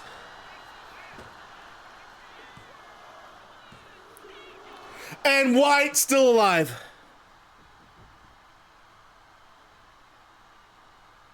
You look at, did you see Jay White look up? He looked up and the face, it's like he doesn't know where he's at. I mean, the punishment. And a brutal knee. Come on, Sakamoto. This is supposed to be your brother. And that's all she wrote. He has put, no way, Jay White kicked out. No, he didn't. I was confused. I was like, why is the match still going? He has knocked out Jay White with that knee. That was it.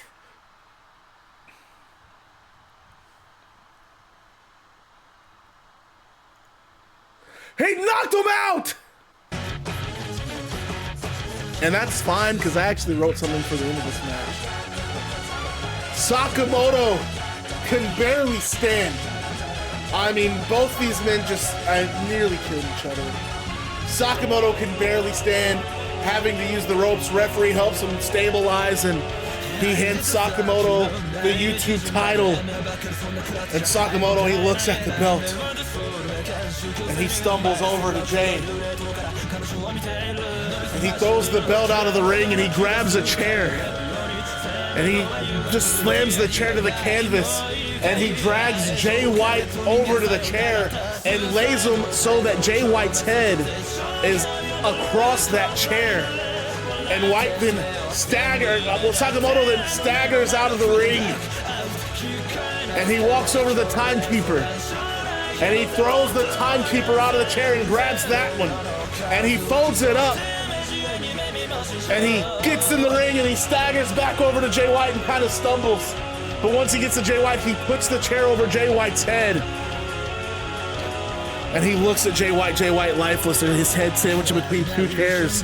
And the referee tries to stop Sakamoto, and Sakamoto hits the referee with the right hand. He's not a part of Combat League officially, just has the title. He hits the ref with the right hand, and the referee falls. Referee's out. And he stands over Jay White's body. You did this to yourself, Jay. You did this! And he stops on the chairs, and White just spasms, and he's out. And Haku Sakamoto kneels to his knees. You did this! And he rolls out of the ring, and he grabs the YouTube title, and he stumbles around the ring, up the entranceway, and referees come running out from the back. Physicians, the Journey staff that are at ringside, they get in the ring. And they check on Jay White, and Sakamoto, he's just possessed. He's just standing there at the top of the ramp, covered in blood. He's looking, and I mean, there's no ounce of sympathy in him, and it's not even that he's satisfied. It's not like he loves what he just did. He's not upset. He's not happy. He just did what he felt he needed to do. And I mean, that's it. And Sakamoto heads to the back, the YouTube title, and Jay White still not moving in the ring.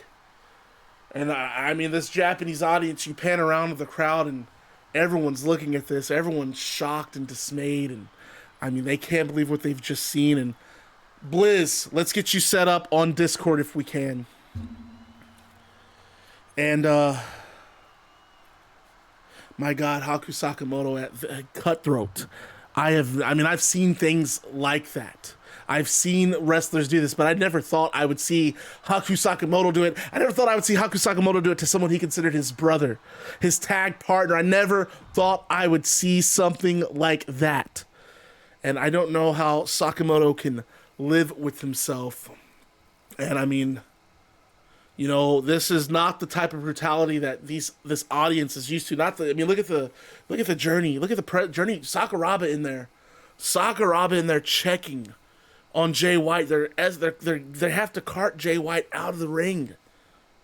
I mean, this is something that's not common here in Journey, but I'm gonna be honest, this is not an uncommon occurrence for Combat League, which really, I guess, leads me to the talk about Combat Evolved, our next show. I can't believe, I just have to do my job. Our next Combat Evolved show, the main event, is going to be the first ever ambulance match. And I mean, it's self-explanatory. You have to beat your opponent to the point that you can force them into the back of an ambulance. And this was Smoke Morgan and this was Doug Foster. These two, things have escalated from day one. They were in the tag tournament together. You know, no different than Jay White and Haku Sakamoto. They were randomly paired together. And unlike White and Sakamoto, who took off and flourished, Smoke Morgan blamed Doug Foster for losing that match, and beat him so bad he had to go to the hospital. And then this escalated. These two eventually having a match at Capital Combat where Smoke Morgan had to tuck in a pair of brass knuckles to knock out Doug Foster. And Foster has wanted this match. He wants Smoke Morgan to feel everything that he had to feel. He wants Smoke Morgan in a hospital, and at this time, we do have a pre-recorded video from from Doug Foster. Doug Foster, Lion Cub, did this promo earlier tonight. We are going to play it. I'm letting you guys get interactive here. I want to try to make this interactive as possible. So I told Doug Foster to cut a promo about this match. He cut one. I listened to it. We're gonna play it. Lion Cub, thank you for recording this. I appreciate your participation. And let me know if you guys can hear this or not. So we're going to go ahead and play it. So we cut to Lion Cub. Lion Cub sitting in front of the camera. He's back home. He's back in the States. Smoke Morgan. Say that name slow. Because every scar on my body remembers it faster than my brain ever could. You want to talk about this ambulance match like it's just another stipulation? Like it's some shiny gimmick to sell tickets? Nah, this thing didn't get booked. It got earned. Because Smoke, everything I'm standing here as today, you had a hand in forging it. You pushed me when I was bleeding and told me to keep walking. You broke me down when I thought I was already dust. You took me places most men never come back from and had the nerve to call it preparation.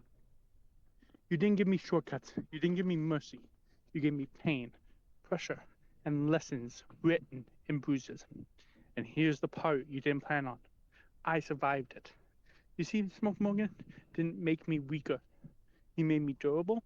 He made me meaner.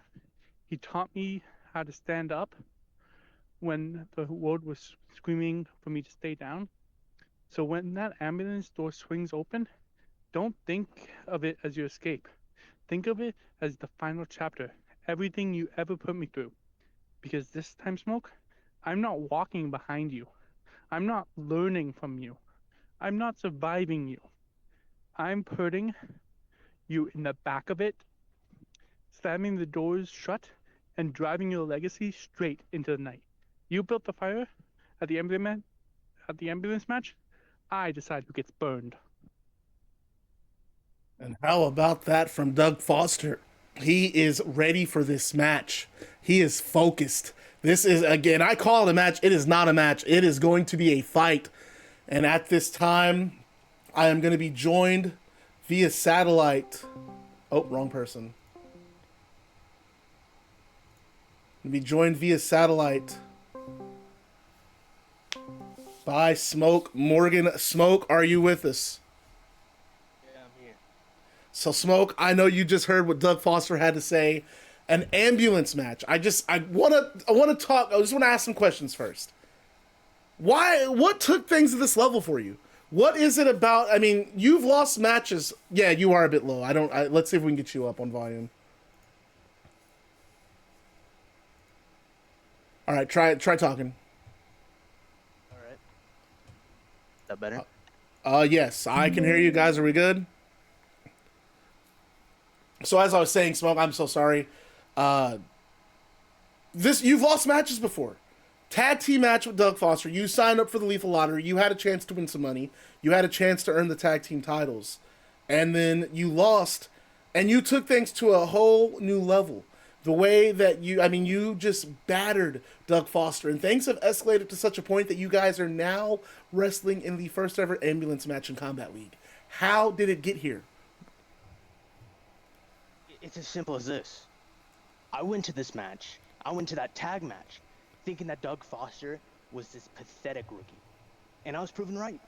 As soon as he got into that match, now I'll hand it to him. I got my ass kicked, but as soon as he got to that match, what did he try to do? He tried to run away from Hook, thrown into an immediate German suplex. He's pathetic. The kid did not deserve to be in the ring with me, let alone my tag partner. And then he wants to take it to this edge that I'm teaching him something. He's pathetic. I want this to be over with because I have deserved so much better than this pathetic loser. And that's as simple as it is. I'm the best in this world. I'm the best fighter. I'm the strongest guy here. I take my money because that's what I deserve. And once this ambulance match is over, Doug Foster's going to be exactly what he's been this entire time. A loser mama boy. And I'm glad you brought that up. You talk about his mom. You brought his mom up a lot, and that's really a big sticking point for Doug Foster. Don't you think that bringing up his family, threatening to visit his mom, visit his parents' house, that's taking it too far? Don't you think? I took it too far. But if you go back and rewatch, he's the one who brought her up. What kind of man, when he's talking about recovering from an injury from another man, talks about his own mother? Grown man crying and weeping in front of his mother because of how much hurt I put onto him. Smoke, his mom was And what does there. Bret Hart do? His mom was there trying to make. I mean, can you imagine her son in the hospital laid out? You're really making fun of that? Come on, man. Surely you have some compassion. Look, I've been in this business a long time. I never had to bring up my mother in a promo to get people on my side, and it didn't work. I mean, I've been looking at social media. I'm not the biggest guy when it comes to being on Twitter. I'm not the biggest guy when it comes to any of these social platforms. Nobody cares about Doug Foster. I'm doing him a favor. I brought so much relevancy to his career. This ambulance match is as big as it gets. But does he say anything? No. So what do you got to do? I'm going to bring up his mother. I'm going to give him to that next edge so I can give this guy his 15 moments of fame before I put him out permanently. All right, I guess my final question, where does it go from here? Is it over? If you put him in this ambulance, you get him in the back of the ambulance, he's gone. Is this thing between you and Foster over? Do you move on? What happens? Doug Foster, he goes home, and I set the rest of Combat League on notice. I want to be world champion. It's going to happen. But Doug Foster, after this ambulance match, you're never hearing his name ever again. All right, well, Smoke, thank you, folks. Combat Evolved, ambulance match. Again, Combat League sanctioned this against Bret Hart's better judgment. He was not for this, but felt like this is what needed to happen. Main event of Combat Evolved, Doug Foster, Smoke Morgan. Smoke, I'll let you go, man. Thank you. Thank you for the time. All right, let's get back to our action.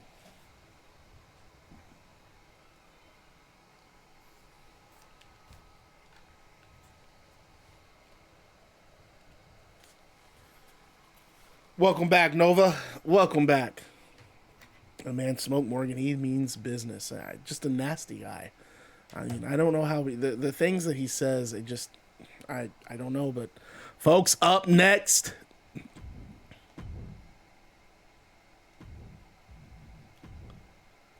it is the Journey Valkyrie World Championship on the line. The War General of God's Army, CM Punk referred to this group earlier, defends against Beth Phoenix. Let's take it to ringside.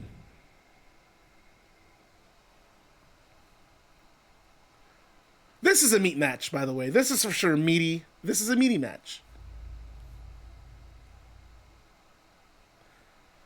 Well, I guess from Bret's perspective, if he doesn't book it, what's going to happen? I mean, think about what's happened between these two already. If this is what they want, and he can't control the violence between these two, no matter who he suspends, what he does, he's just going to make it happen. He's going to give them what they want. But he's got to be regretting what just happened with Jay White and Haku Sakamoto.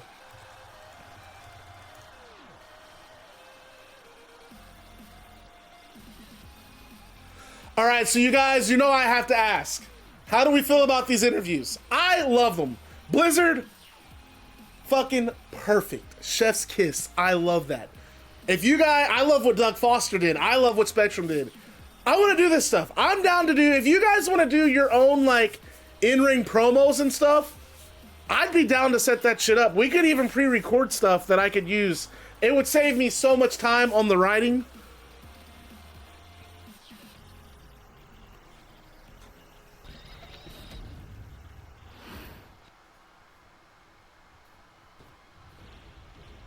This is going to be a very interesting match. Because, look, she don't play. Kiara Imani does not play. She is called the War General. Was assigned that role by Yoshihiro Takayama. She's kind of the second in command of God's Army. And just a superior athlete in every way imaginable. Very interesting match with Beth Phoenix. I think these two are very similar in style and impact. No, I mean, we don't have to do video stuff. I would just be down to record you guys doing interviews with each other, like how I would set it up, how I envision setting it up. I would be in a producer role. I get you guys in a group chat. I basically explain your motivations with the things I want you to talk about, and then I'll let you guys go back and forth on voice, like just voice recordings, and then I'll just use that as our broadcast. Doesn't have to be all the time. There are some things because I did write a promo for someone tonight, but I mean, it would. I think it really enhances the interactive part of the broadcast. 2, it makes like literally that cut maybe 20 minutes of work out of maybe even 30 minutes. I didn't have to write promos. I just literally wrote. I basically told Blizz and Foster and Spectrum what I was vaguely looking for, and I let them run with it. I loved it. I thought that was perfect. Do you guys, I mean, I'm down to do a post-conference if you guys want. We could do a VC post-conference, and people who just want to come in and listen and see what's up, we can do that. I could do that tonight. I think that'd be fun. It's up to you guys. Best mozzarella sticks from commentary, Chili's. I don't know about that. I haven't had Chili's mozzarella sticks. If you're gonna go in a restaurant and get mozzarella sticks, I will say the spot to really fuck with is Buffalo Wild Wings, because they have like a bunch of spices or like different herbs and stuff they're putting on it. And here we go, this match. This will be very intriguing. And look at Imani, big kicks to start it off, and just floors Beth Phoenix.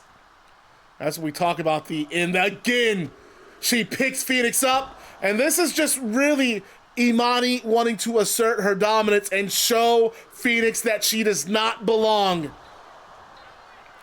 And that, I mean, goes for a pin. Could you imagine beating Beth Phoenix? Phoenix not even a 1 count. Phoenix already kicks out. Elbow from Kiara. I don't know. I don't know if I'm buying 2K26 yet, to be real with you. I don't want to buy it, set up the interactive universe on it, and then have to do a bunch of Battle Pass stuff to unlock wrestlers and things for CAWs. It's just frustrating.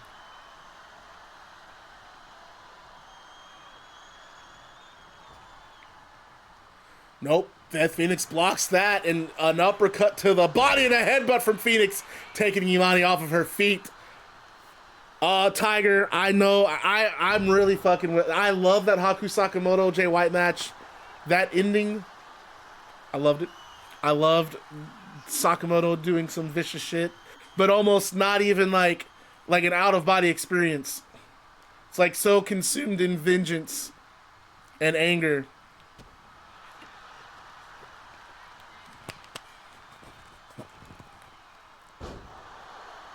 What a massive powerbomb from Imani.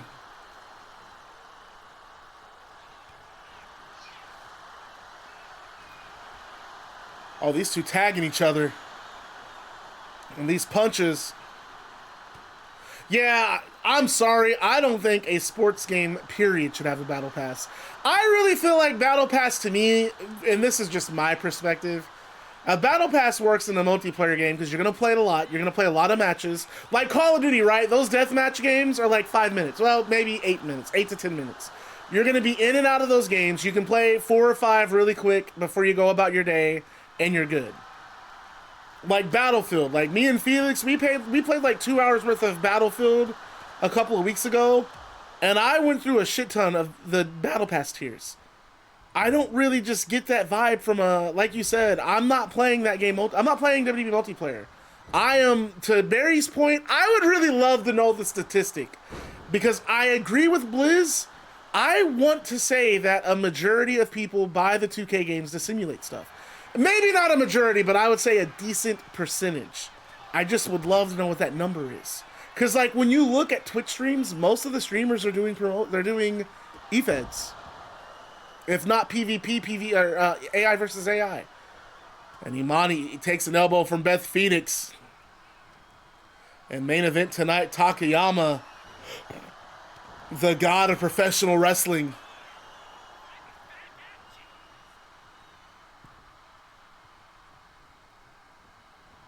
And Phoenix just launches Kiara Imani. And Imani kicks out at 1.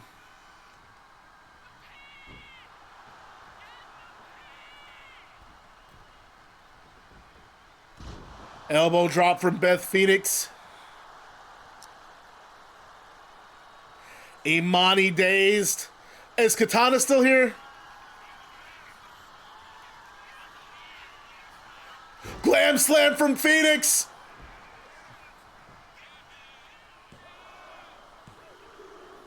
And Imani showed her up.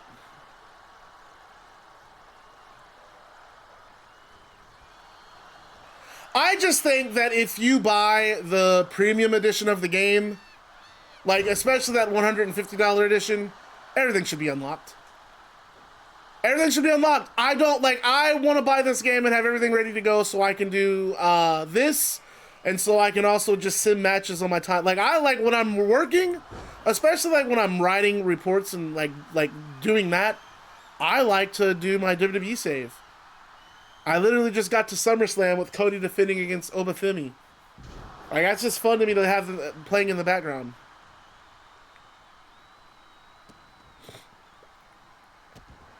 And look at those stomps from Beth Phoenix.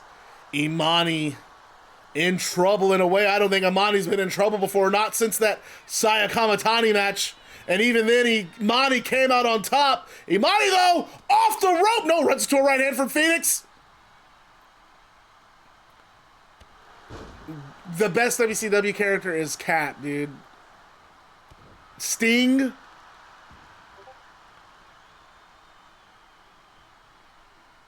Ultimo Dragon. Rey Mysterio Jr.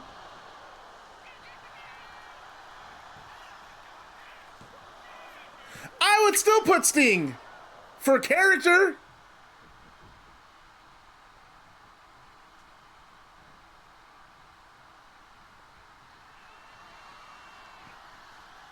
Yeah, this is it.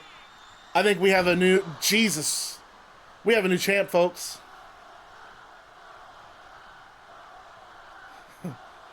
I don't know what happened here, but this...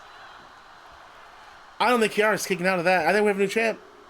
My goodness. And that's why she's the War General, folks. You can never doubt Kiara Imani. Phoenix right hands. Imani back up. She just runs. I don't know what it is about that clothesline, but it does not help. Oh my goodness. What a sit out power bomb from Beth Phoenix. Imani using the, on the apron. Imani's hurt. No. Oh, wow. I think she might have just suckered her in. Right hand that dazed Phoenix. Phoenix, though, immediately Irish whips her back into the ropes, and no, a knee from Imani. She had her up for what looked like a side slam. Imani having to recover, jumping knee. Beth Phoenix moves out of the way, and a lariat from Phoenix. It is just like Phoenix is a step ahead. And I mean, wait, I thought that was a counter, but no, Phoenix takes a knee right to the chin. And Phoenix, that was almost it.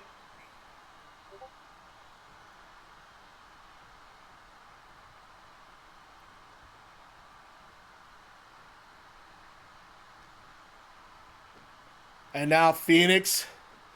Oh, I thought that was a Samoan drop, but instead just drops Phoenix face first on the canvas. Imani is now in control of this match. Look at that. Had her hand on her throat and just drags her from the corner. Backbreaker. And picks her back up. My goodness, this is awesome. Fantastic contest. A battle of strength between these two women who've had very dominant careers and for the first time ever meeting in a ring. And I think Kiara, though, runs into that elbow from Phoenix. Massive scoop slam from Beth Phoenix, and Kiara trying to get right back to her feet, but it's another glam slam. This could be it, folks. Imani eats another one.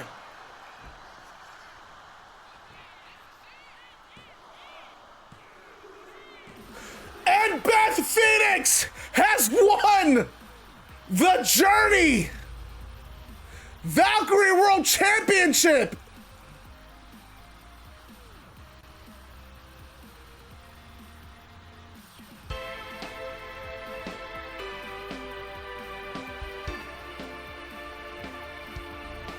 What a contest!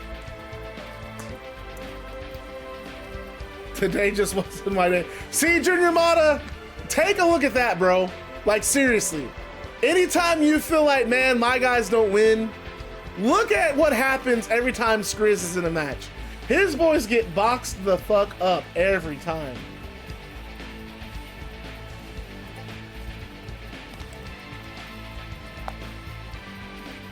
It never fails.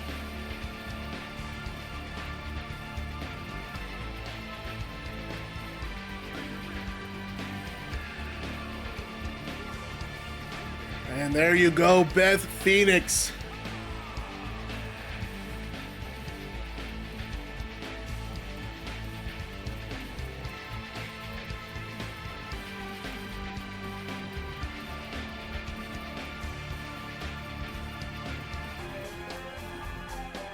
So come out.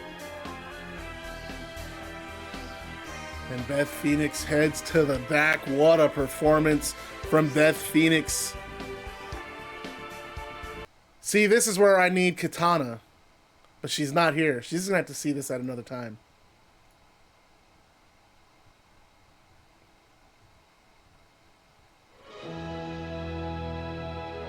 And we cut to a video, and Toni Storm.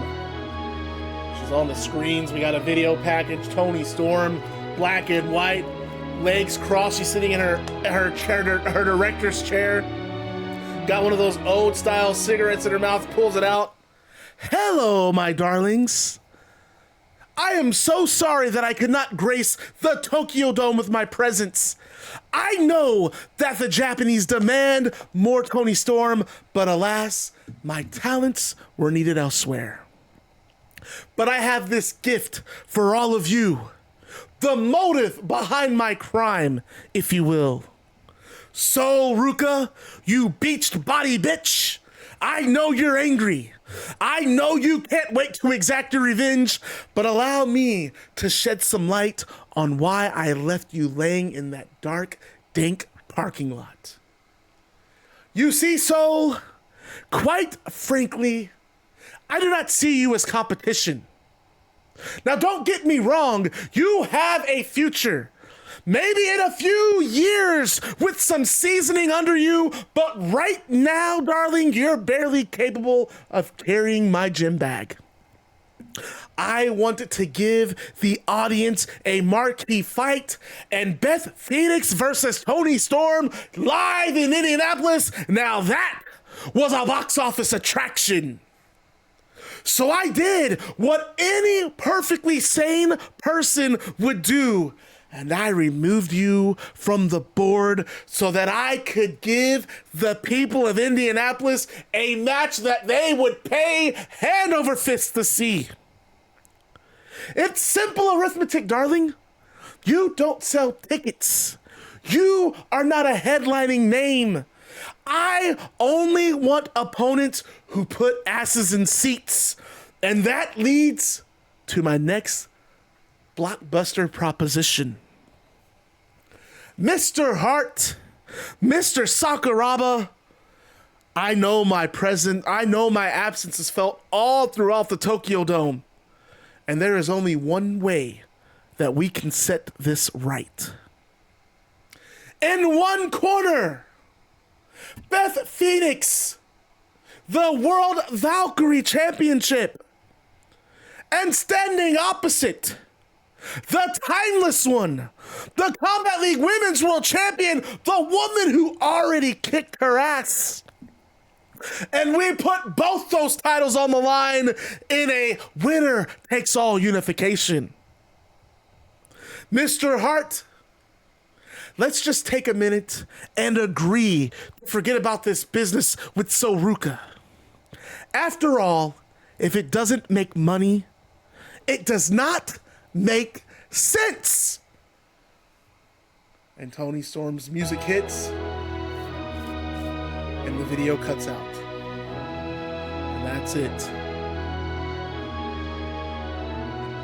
And oh, okay, I'm actually more than okay with that proposal. More than okay with that proposal. Toni Storm wanting to unify the women's titles, and I say, why not?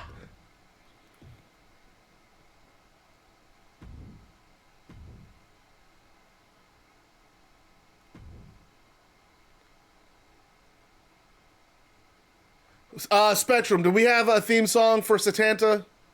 Can I get a DM? Can I get a DM?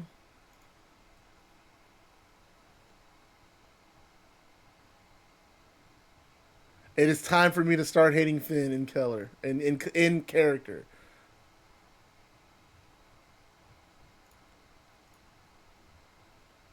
I sent you his new one. Let me see if I can find it.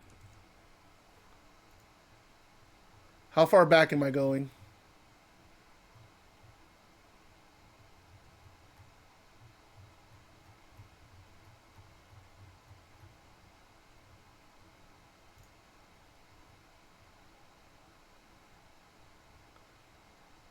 Oh shit, dude. I just read your message. Who are you wanting to replace? Because I don't know who you have. Are you wanting to get rid of Julia?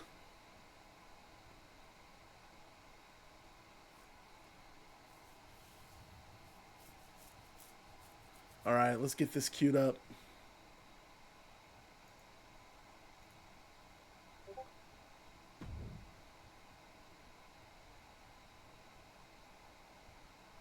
Let's get this queued up.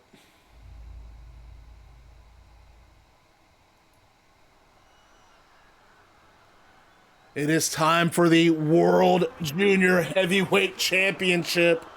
And you want to talk about a rivalry that has spanned countries, that has gone all around the globe, multiple companies, and it finally reaches its pinnacle, its zenith, right here.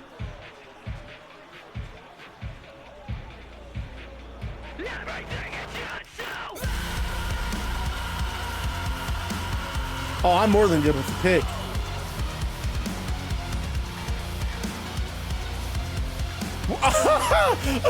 But I guess I was considering bringing Kiara and Gina to the Combat League. But after tonight, nah. This dude's dumb, dude. Why do you hate Sundays, Felix? This fool said after tonight, nah, I'm good.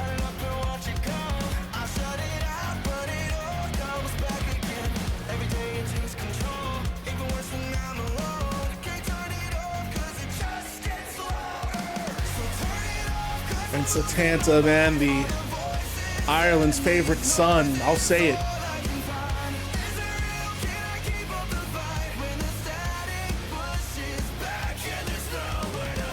I mean, we saw that war they went to, that 6-man tag in Combat League.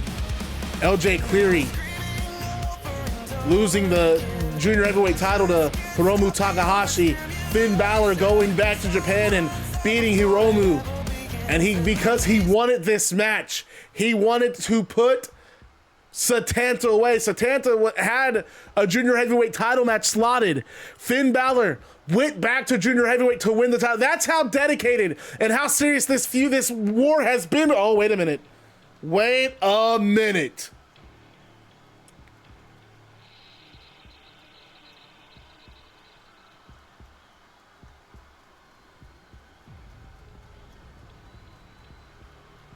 You hear the heartbeat. It's all about mind games.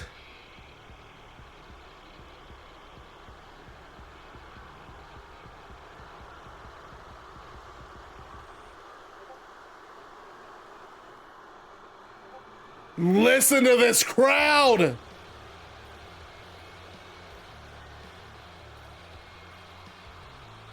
This is gonna be great. This is gonna be great.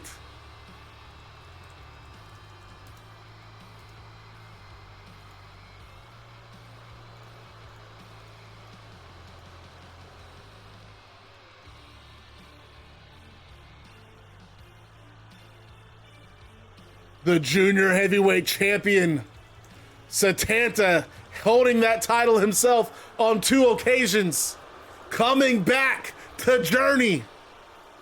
Nah, come on, this is big pancakes here.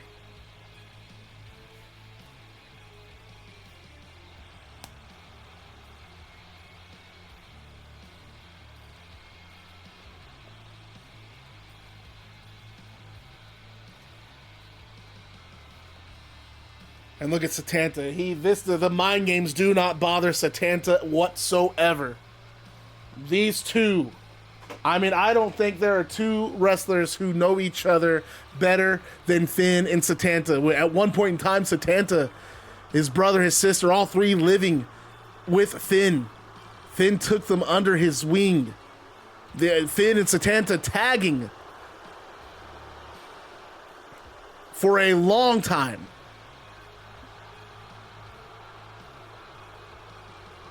Helping Setanta keep Setanta's younger brother off the streets. All of that for this to betray. He betrayed. It was here in Japan when Balor first betrayed Setanta. I'm not, and still not sure. Professional jealousy, or was it a reminder? All right, almost. And he said it wasn't jealousy; it was a reminder. Setanta to remember where his place is. He said he thought Satana's getting too big of a head on his shoulders. I just don't see that. I personally think it was jealousy. But here we are tonight. The grandest prize in Journey. Talk about the athletes who've held that title. Well, Beth Phoenix is the new Valkyrie World Champion. We had some awesome interviews with Smoke Morgan.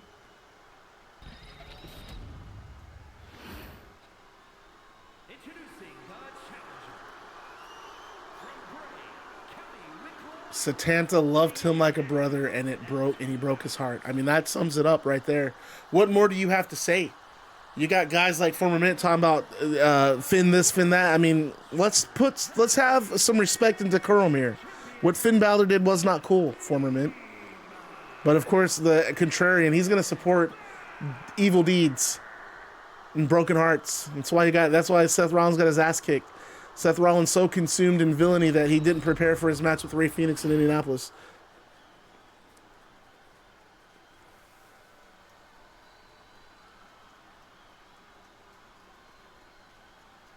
And Setanta staring, just took one quick glance at that title and looked right up at Finn. This is going to be a match. Setanta the favorite to win this. Right hand from Setanta to start it off. And a waist lock.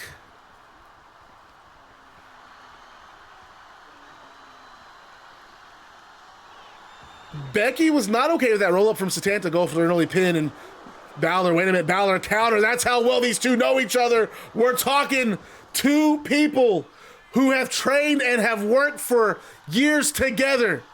It's the master versus the student, but it was the teacher, the master, who betrayed the student. Setanta will tell you Finn broke his heart. And he drops Finn Balor right on that middle turnbuckle, goes for a pin. And that's the thing. This is a professional rivalry that has kind of exploded into something personal.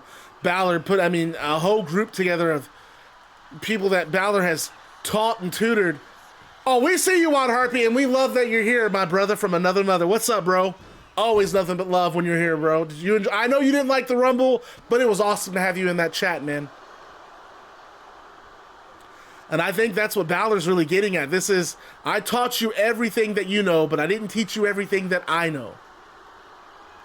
And these two locking up again. This crowd, love both these guys. Both these men established their careers in Japan before going abroad, and they're right at home in Japan.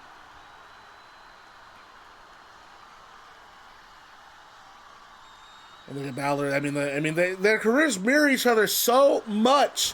And Balor counter, dropping Setanta's shoulder to the canvas. And there you go. There's that technique. Hip toss from Setanta. Cartwheel. Oh, running knees. No, we have two more matches left. And I'm pumped for the next two matches. I am pumped.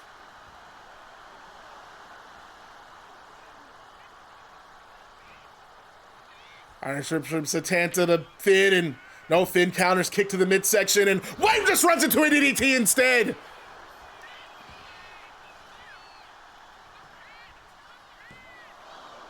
Balor out at 1.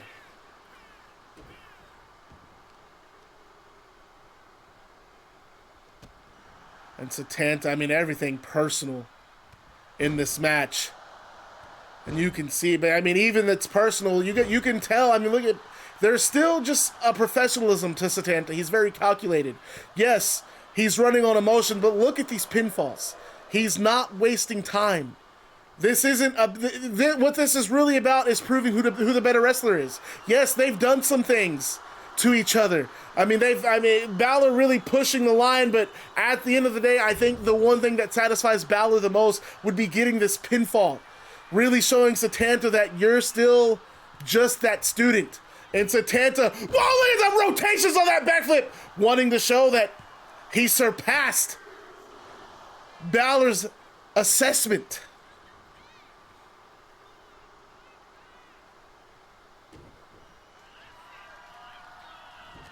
Oh, and a right hand, man, that was a sucker punch. But that's what Balor needed to create some space. And wait a minute, punch blocked by Setanta, Irish whip. And I think Setanta was trying to pick up Balor there and ended up paying for it. And now Balor has Setanta placed against those ropes. Right hand and using the rope to choke. Balor more than okay. That's that veteran style there. Those are those veteran moves. Oh, there it is!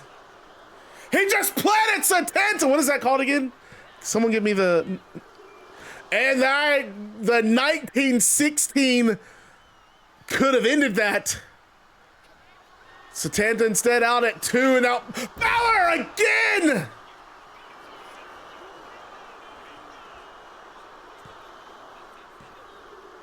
And a shoulder up from Setanta.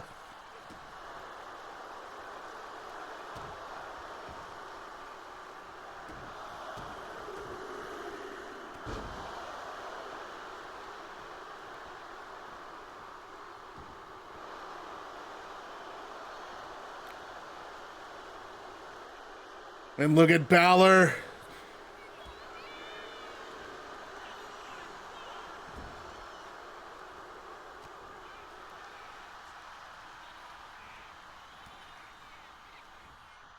Elbow from Setanta.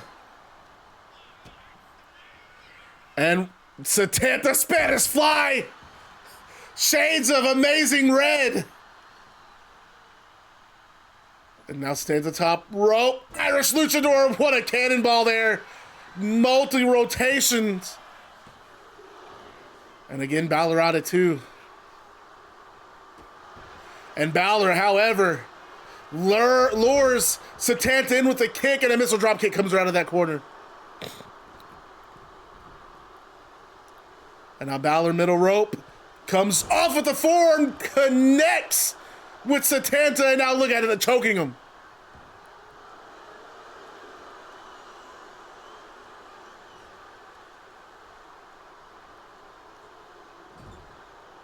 And Setanta, I mean, I don't know. Just in trouble here. Scoop slam. Balor hops to the top rope. Look at the cat-like reflexes. Balor, what's he got prepped here? Top rope. Misses the coup de grace. Just put a chop. No! Setanta blocks the second one! Rebound! Lariat from Setanta!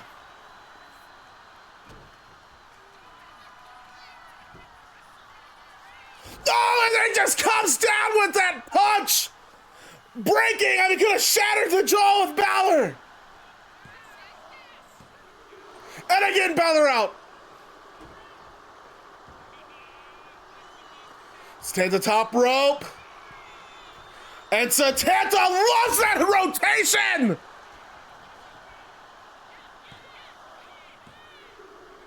And that is all she wrote! Setanta has done it!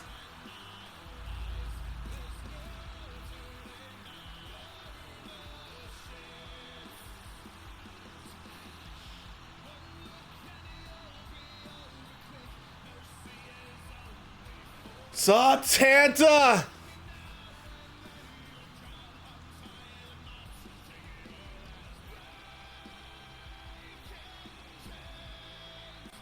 Well, there goes my pancakes. There goes my pancakes.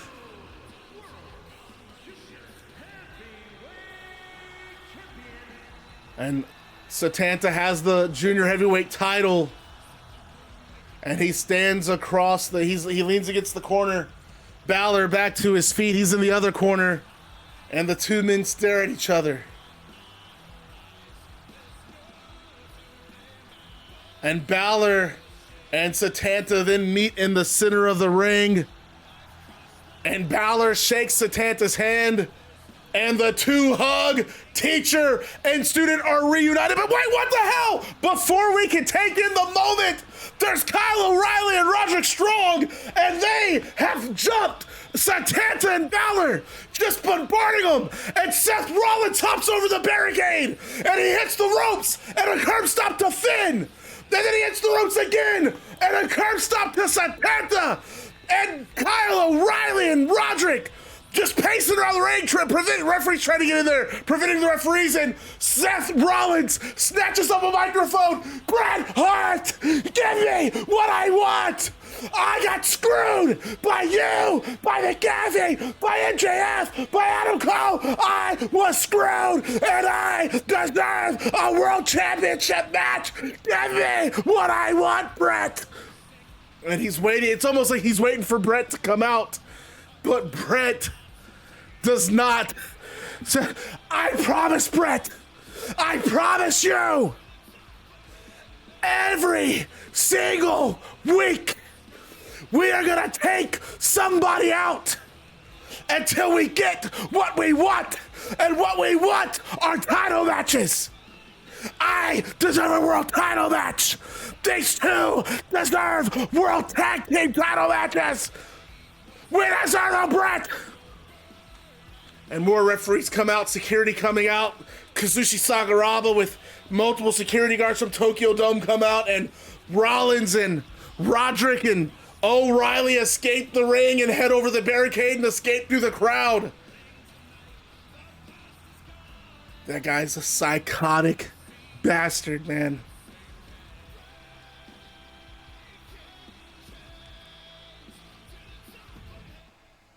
Just a psychotic man, but this is the match I'm looking forward to the most. I'm not gonna lie.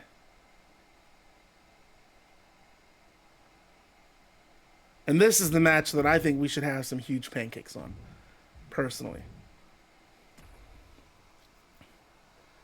It is time we say farewells, our final farewells to, like, I'm telling you, I think Cena and Tanahashi's careers mirror each other in such a way that, like, it's crazy these two never wrestled against each other. I also think, I mean, you know how I feel about John Cena's final match. I wasn't a fan of it.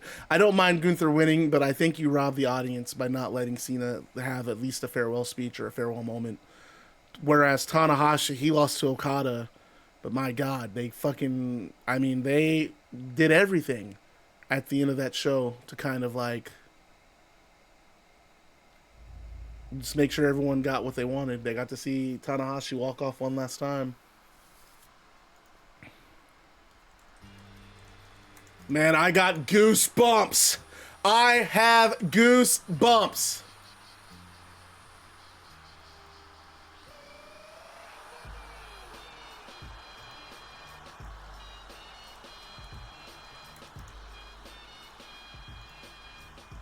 The following contest is scheduled for one fall. Making his way to the ring from West Newbury, Massachusetts, weighing in at 251 pounds, the greatest.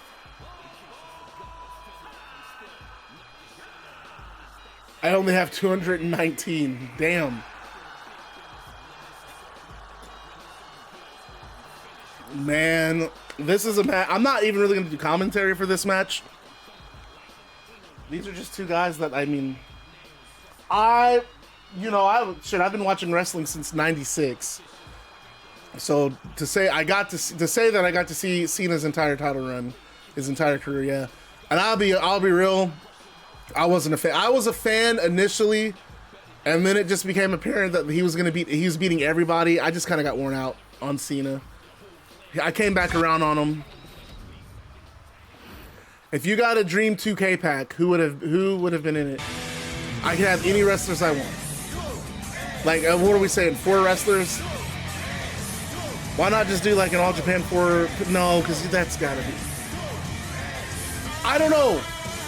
Any 4 wrestlers I want an All Elite pack. And I want Omega. Yeah, give me an All Elite pack. Give me Omega, the Young Bucks, Adam Page. And then if I could have a 5th, throw Darby Allin in there.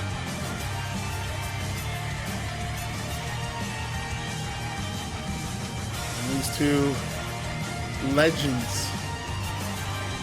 I mean, pioneers of the sport. I mean, their trajectory is so similar. They both carried New Japan. I mean, Tanahashi, the period that Tanahashi got on top, I mean, it was a very bad period for New Japan.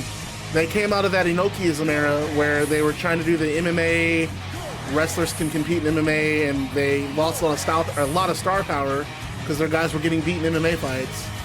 And then Tanahashi was definitely not that MMA type wrestler.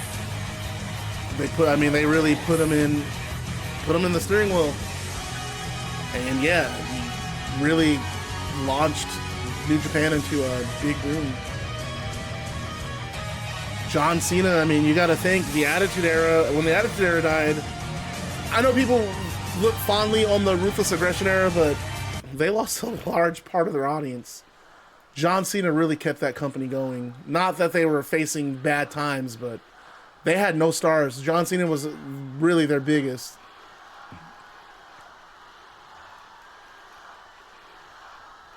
And here we go.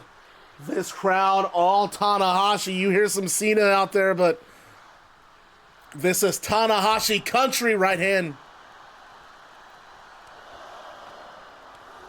Who do you guys think John Cena's biggest rival was? Like, when you think of John Cena rivalries, who do you think, like, his best matches, like, your favorite John Cena rivalry? What summarizes Cena? For me, I think I would say Edge, but I really think it's Punk. I think it's Punk. I just really enjoyed the stuff leading up to those matches a lot more. Cena and Orton.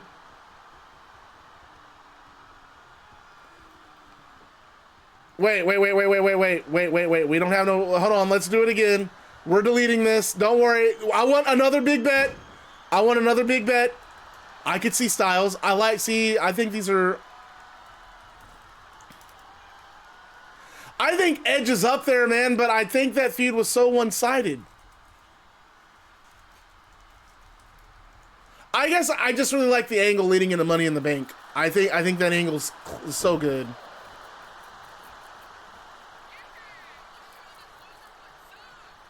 They both came up. Randy Orton, they both came up at the same time. They did.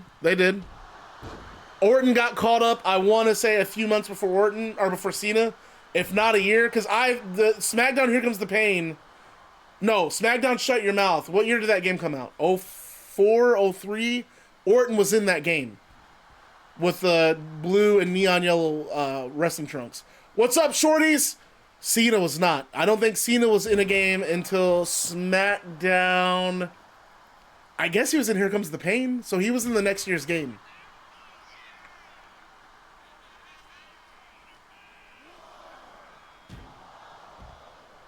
And Cena tossing Tanahashi to the steel steps. And wow, I mean, these two really... Yeah, I hated that nickname. I don't know why they went with that. Shorty G. Oh my God, right on his leg on the... That was a bad time for WWE. You guys say that, and I truly don't think you've seen, like... You did not watch WWE in... 96 was different for me because as a kid I loved it because it was wrestling and I loved wrestling, but looking at 96 now, it's like, man, there really wasn't a whole lot to be excited for. I wasn't a Shawn Michaels fan. Brett lost the title. He didn't come back until that year's Survivor Series. Then you had Vader. Not to mention, and if we want to go more recent, I mean, I think 2015 was bad. Seth won the title at WrestleMania, and that was awesome. And then they proceeded to basically book him like a coward in every feud, and then he got injured, and they had that tournament that I don't really think, I didn't care about the tournament. Roman Reigns won, which I'm fine with Roman Reigns winning. And then Reigns got cashed in by Sheamus, and Sheamus had no heat at all. He just was not over when he won that title. It was not good. The League of Nations was a bad faction. Yeah, I wasn't feeling any. High five, low misses. Yeah, NXT had a great 2015. NXT had really been good from, I mean, honestly, the very first NXT show on WWE Network, I was sold. I may not have been watching them every Wednesday, but I liked what I saw that first show, and I remember thinking, like, next time they do a big event, I'll watch it. And then it got to a point to where I ended up watching every Wednesday, and then I probably took a break, because I'm not going to lie, this is no disrespect to any of those guys, I'm just not a fan of Gargano or Adam Cole. So when those guys kind of got in those main event spots, I really wasn't keeping up as much. I did not like the Ciampa Gargano feud. I liked it I think they dropped the ball with Gargano, because I was all for Gargano when he was feuding with Andrade. He should have won the title, and then they just kind of dragged shit on. I felt like Gargano and Ciampa wrestled way too many times. It should have just ended at that takeover on Mania weekend. Little shoulder tackles from John Cena. John Cena with the slam, and you know what's coming next. No, changes it up. Do I remember when they made... I don't remember the Montreal Screwjob, but with Charlotte. I don't remember that.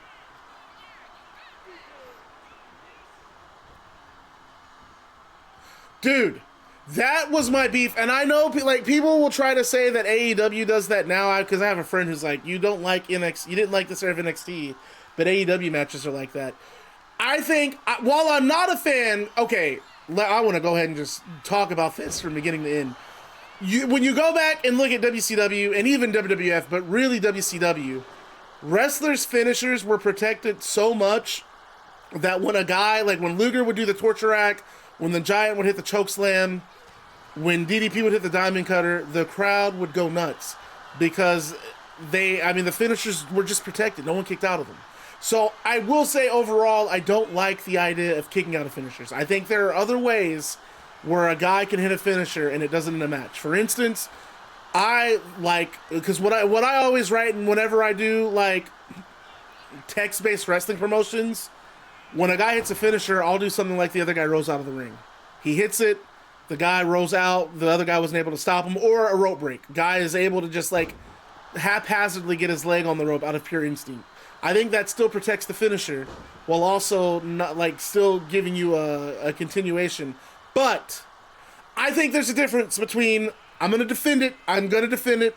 There is a difference between kickouts in AEW and what was happening specifically in the Johnny Gargano-Adam Cole matches. I felt like Cole and Gargano would hit finishers, and then the other guy would get up like nothing happened, and then hit his finisher, and that guy would get up like nothing happened, and they would just keep wrestling, and they do really fast spots. AEW guys will kick out of finishers, but there's still some semblance of selling. Like a guy will kick out, but there's no movement. They're not like hitting their next set of spots. I really felt like and it's the same issue I had with Undertaker and Shawn Michaels. Granted, Undertaker and Shawn Michaels can do that. Wow, John Cena put him away. Michaels and Taker can do that. I mean, they're freaking legends of the sport. But, yeah, and these two guys, man, we're going to go ahead and retire Tanahashi and John Cena. This is their final match in their careers. Tanahashi gets a big send-off for this. John Cena, big send-off, the 2-hug embrace.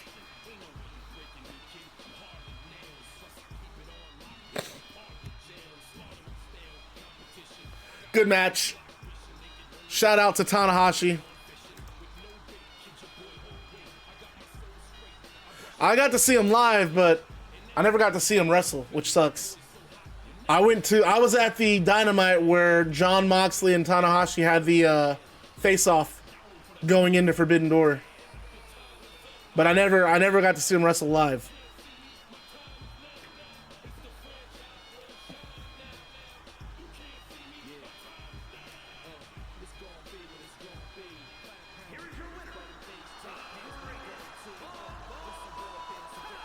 All right, folks. It is time. Again, I feel like Cena should have beat Gunther. I'm okay with Gunther winning that match if you just let Cena have his time after. And I don't know. And I think that kind of goes back to what I was maybe talking about a little bit on Discord. I don't think this, and again, I'm just a fan, right? This is not me trying to be like a critic. This is like an observation, like a thought that I have.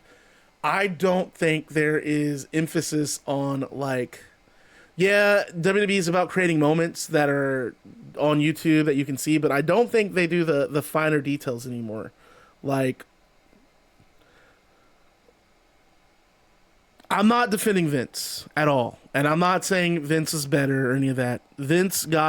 I hope Vince gets what he deserves. Like, he doesn't need to be associated with wrestling. I don't want to see Vince back. I'm glad we have Triple H in charge. But I think something that you would see in WWE maybe 4 years ago that you're not going to see now. I think they paid attention to stuff like that. Like, okay, the Rumble. My issue with the Rumble were there were guys who got eliminated that they just kind of got eliminated, and it was like nothing. It wasn't a moment. It wasn't like, oh, wow. Like, okay, Natalya eliminating Becky Lynch to me is crazy. But they didn't I don't really feel like they highlighted the way they should. And it was the same way with like when Brock got eliminated by Cody and LA Knight. And it was just a thing that happened. It wasn't like oh shit, wow, look what just happened. And I think WWE used to be way better about that. And I think that kind of falls in line with Cena and Gunther. I think that prior to Triple H taking over, that match would have been done with the focus being on let's celebrate Cena's last match. Whereas with Triple H, the focus is let's put Gunther over by having him beat Cena in his last match. And I think there's a way where you can do both. There's a way where you can have Gunther beat Cena, but the fans still go home thinking like, wow, man, I got to see Cena one last time. How amazing. And they didn't deliver on that. And that's just, I think, shame on them. Shame on them.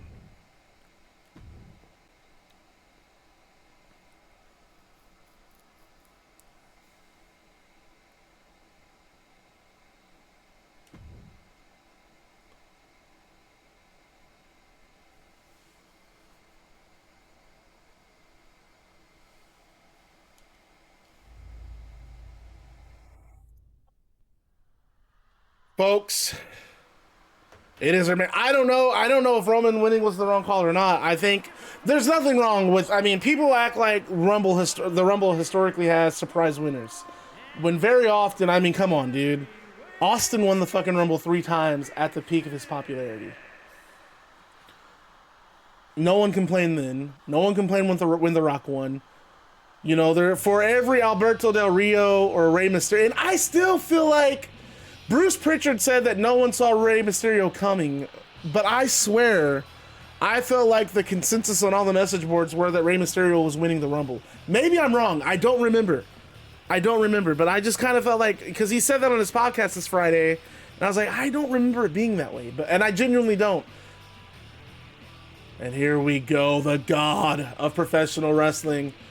Hate him or like him, Gunther should have won. Gunther shouldn't have been in the Rumble. I think putting him at 30 was a weird decision. That's like, there's almost like, that's too much Gunther. Not in a bad way. Not like he's being overexposed, but like, okay. You just created a moment with Gunther where he ended another wrestler's career. Why would you then have him come out in the Rumble and get eliminated? It just feels like that's not really utilizing I don't think guys are being utilized in a way that makes them unique. They're not, okay, I don't think guys are being protected the same way that they used to be.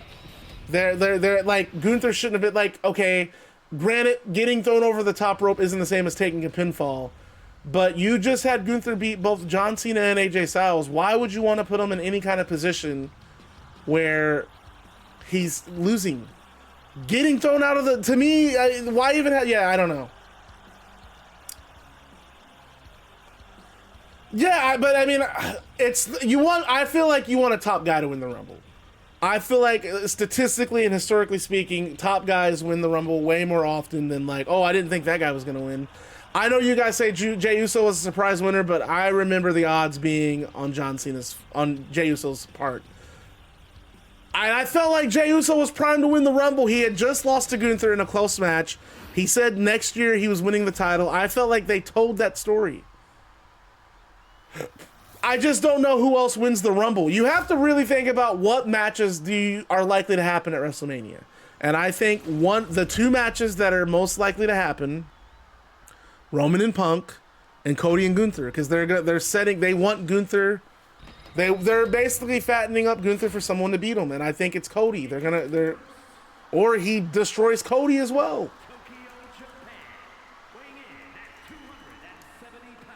This is going to be very scary.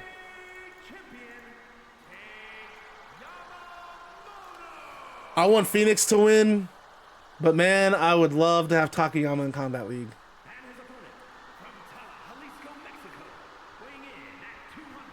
And we heard from CM Punk earlier in this show.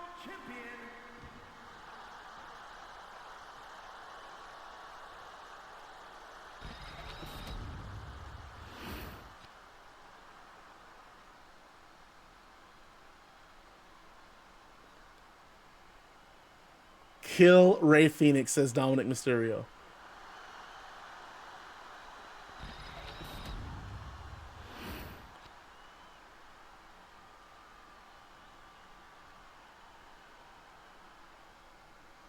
It's all I got. I better see and look at the kicks and look at Takayama. Wait a minute, he just got taken down. I was gonna say, Takayama looked at those first. Look, oh wow.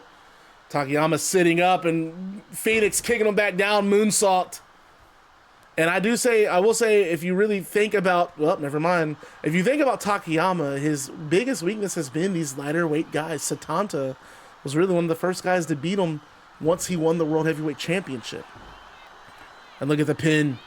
It's Takayama just showing Fenix. Oh wait, Fenix with a counter.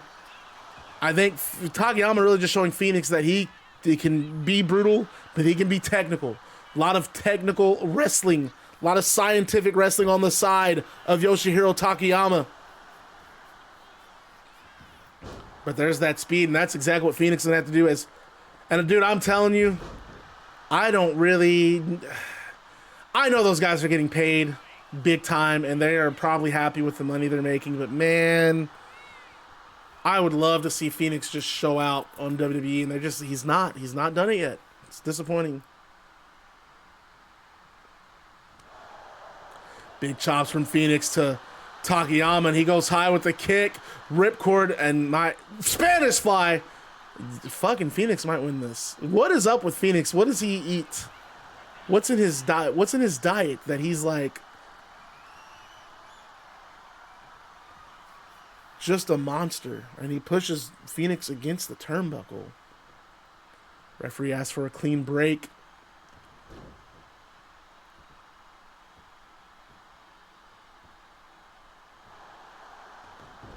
And a headlock from Fenix. Now Fenix middle rope, top rope, moonsault, gets it. And I don't think Takayama really saw this coming. And again, we talk about Takayama's weaknesses. This was an analysis provided on our pre-show. Everyone looks at that Setanta match as the litmus. You have to be fast to beat Takayama. And Fenix, I think, is showing that. I think everyone now is... Oh, wait a minute. Spoke too soon. Nope. And that right hand just lit Fenix up. And Fenix is just... You want to talk about fighting spirit. And oh, Takayama says, hit me again. Takayama says, hit me again. Then Jesus, a palm strike from Takayama and a punch. Another palm strike. No, Fenix blocks that one. Takayama right hand. And a headbutt to the shoulder. If you pay me, I'll tell you to lose my matches in advance. Spoilers, it's all me losing. And Jesus, what a boot.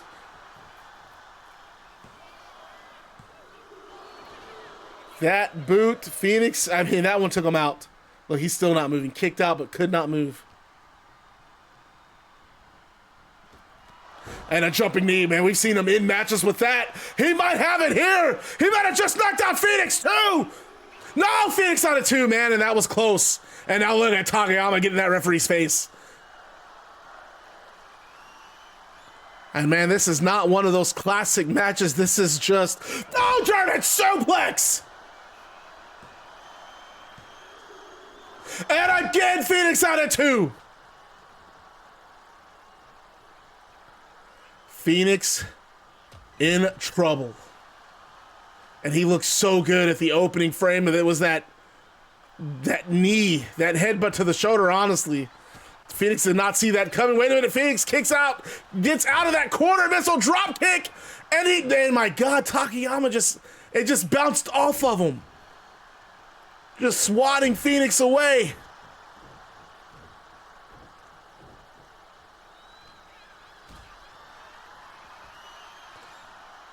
Fenix doubled over. No, what the hell? What the hell? Oh, I thought he was gonna just drops Fenix over that top rope.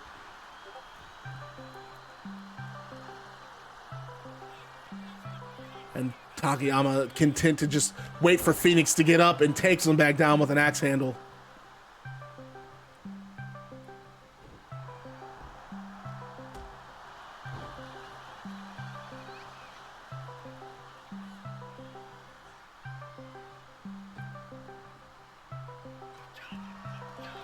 Fenix going to the top rope.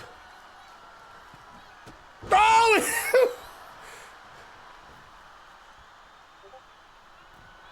Is my phone ringing?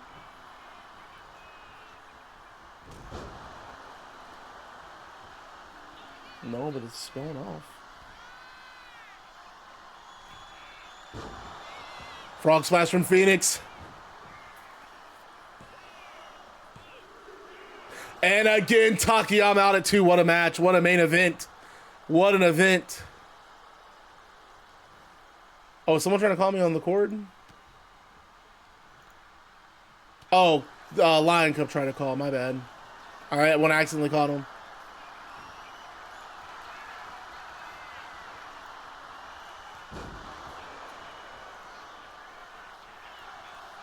Fenix with that driver. And Takayama again, shoulder up.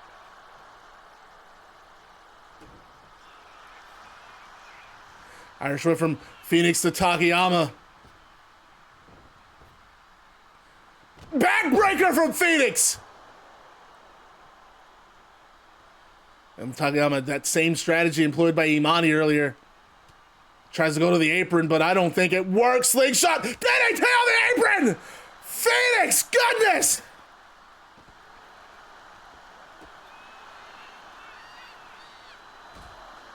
Oh shit, not on the outside. Not on the outside. No, no, no. Oh my God! What has Takayama got planned here?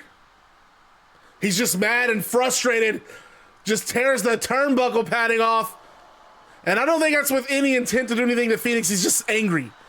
Takayama is just an angry man. Double underhooks. What in the hell? Oh, right on the outside! Oh, that hard, man, that hard floor!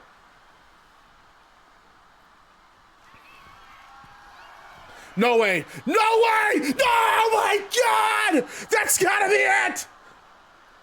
No! He is trying to end Fenix's career! And German suplex on the outside on the hard mat again! Jeez! And that hurt both of them.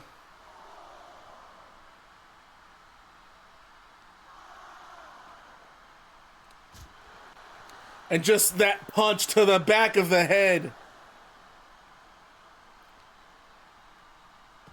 And look, somehow Fenix still alive. Somehow Fenix, he breaks out of that sleeper hold. Elbows. Kick from Fenix and... Fenix, oh, what the hell does Fenix... No, a destroyer!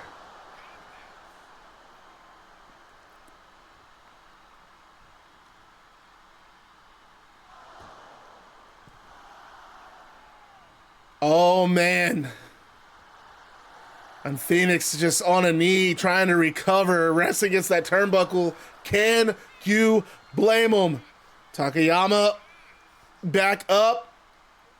Irish whip sending Takayama to the steel steps.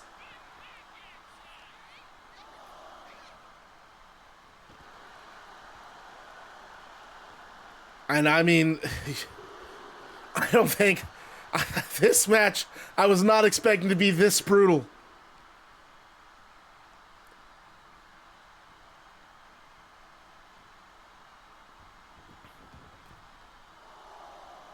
Fenix might have it here. That destroyer on the outside might have changed things.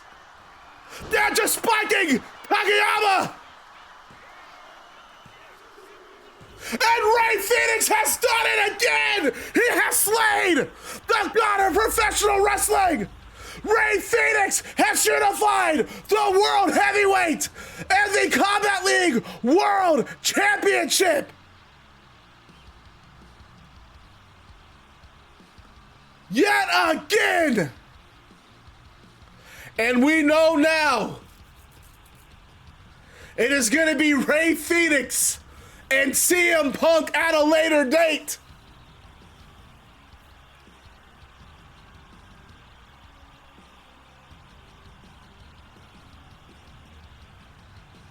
And folks, I'm going to have to this. Okay, so here's what I'm going to do if you guys are down. We're going to do a podcast style show. And we're going to do the combat pod about to go live. And my guests on the combat pod, we're going to have them all on here at the same time. It is going to be CM Punk, Setanta, and I can't believe I'm saying it, Barry Barnes going to join us. If you guys are still down for that. So if you guys want to hang out on Discord, if you guys want to listen to this podcast, we're going to do, if you guys are down, we're going to probably maybe do that next. We're going to talk about the matches. And I guess that's it. What a show. Rey Fenix, Tokyo Dome. And you know what, Sean Harris? If you want to do Big Show on the former Mint, if you want to do Seth Rollins, if we want to do Big Show all on the show, we can do that. But for now, my God, Rey Fenix unifying the titles. He survived a war. For Rey Fenix, he has defended against Dominic, he's defended against Seth Rollins, and he's defended against Yoshihiro Takayama. His next defense is CM Punk. And then hell, after that, he's got a title eliminator against the winner of the Pick'em, which I'll announce later. But all right, folks, let's take it to Discord. That is the end of the stream. I will be back for another Combat Evolve show. Some point this week or next week. I'll announce it. We'll figure it out.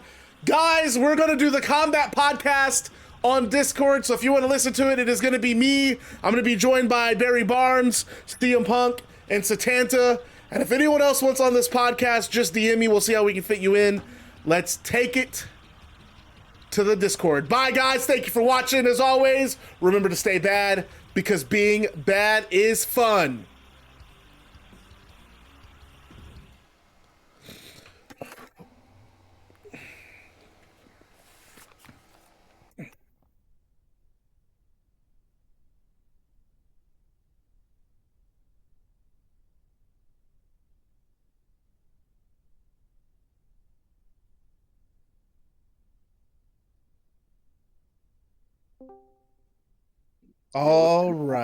All right, man.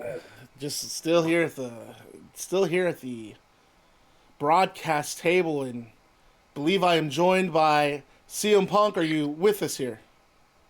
Hello. CM Punk's here. Setanta, I know you're back in the locker room. I know you're still. Hold on. Let's just act like Setanta's not here. We're gonna interview him later. I got CM Punk here with me, and Punk. Let's talk about it. What a show. What are your thoughts? What were your takeaways? First takeaway is Combat League and Journey don't mess around. No, they do not. In a company that's not run by a child and a maniac. So that's good. But on the terms of the matches, I mean, I'm looking sideways at a couple of guys. I'm looking at a few guys. I'm like, damn, those are guys I want to have a match with. Jay White, Haku Sakamoto. I mean, we did. If we can, let's talk about that, because I mean, there's a lot to talk about. But if we can spend some time on Jay White and Haku Sakamoto. What happened there? I mean, it was violent.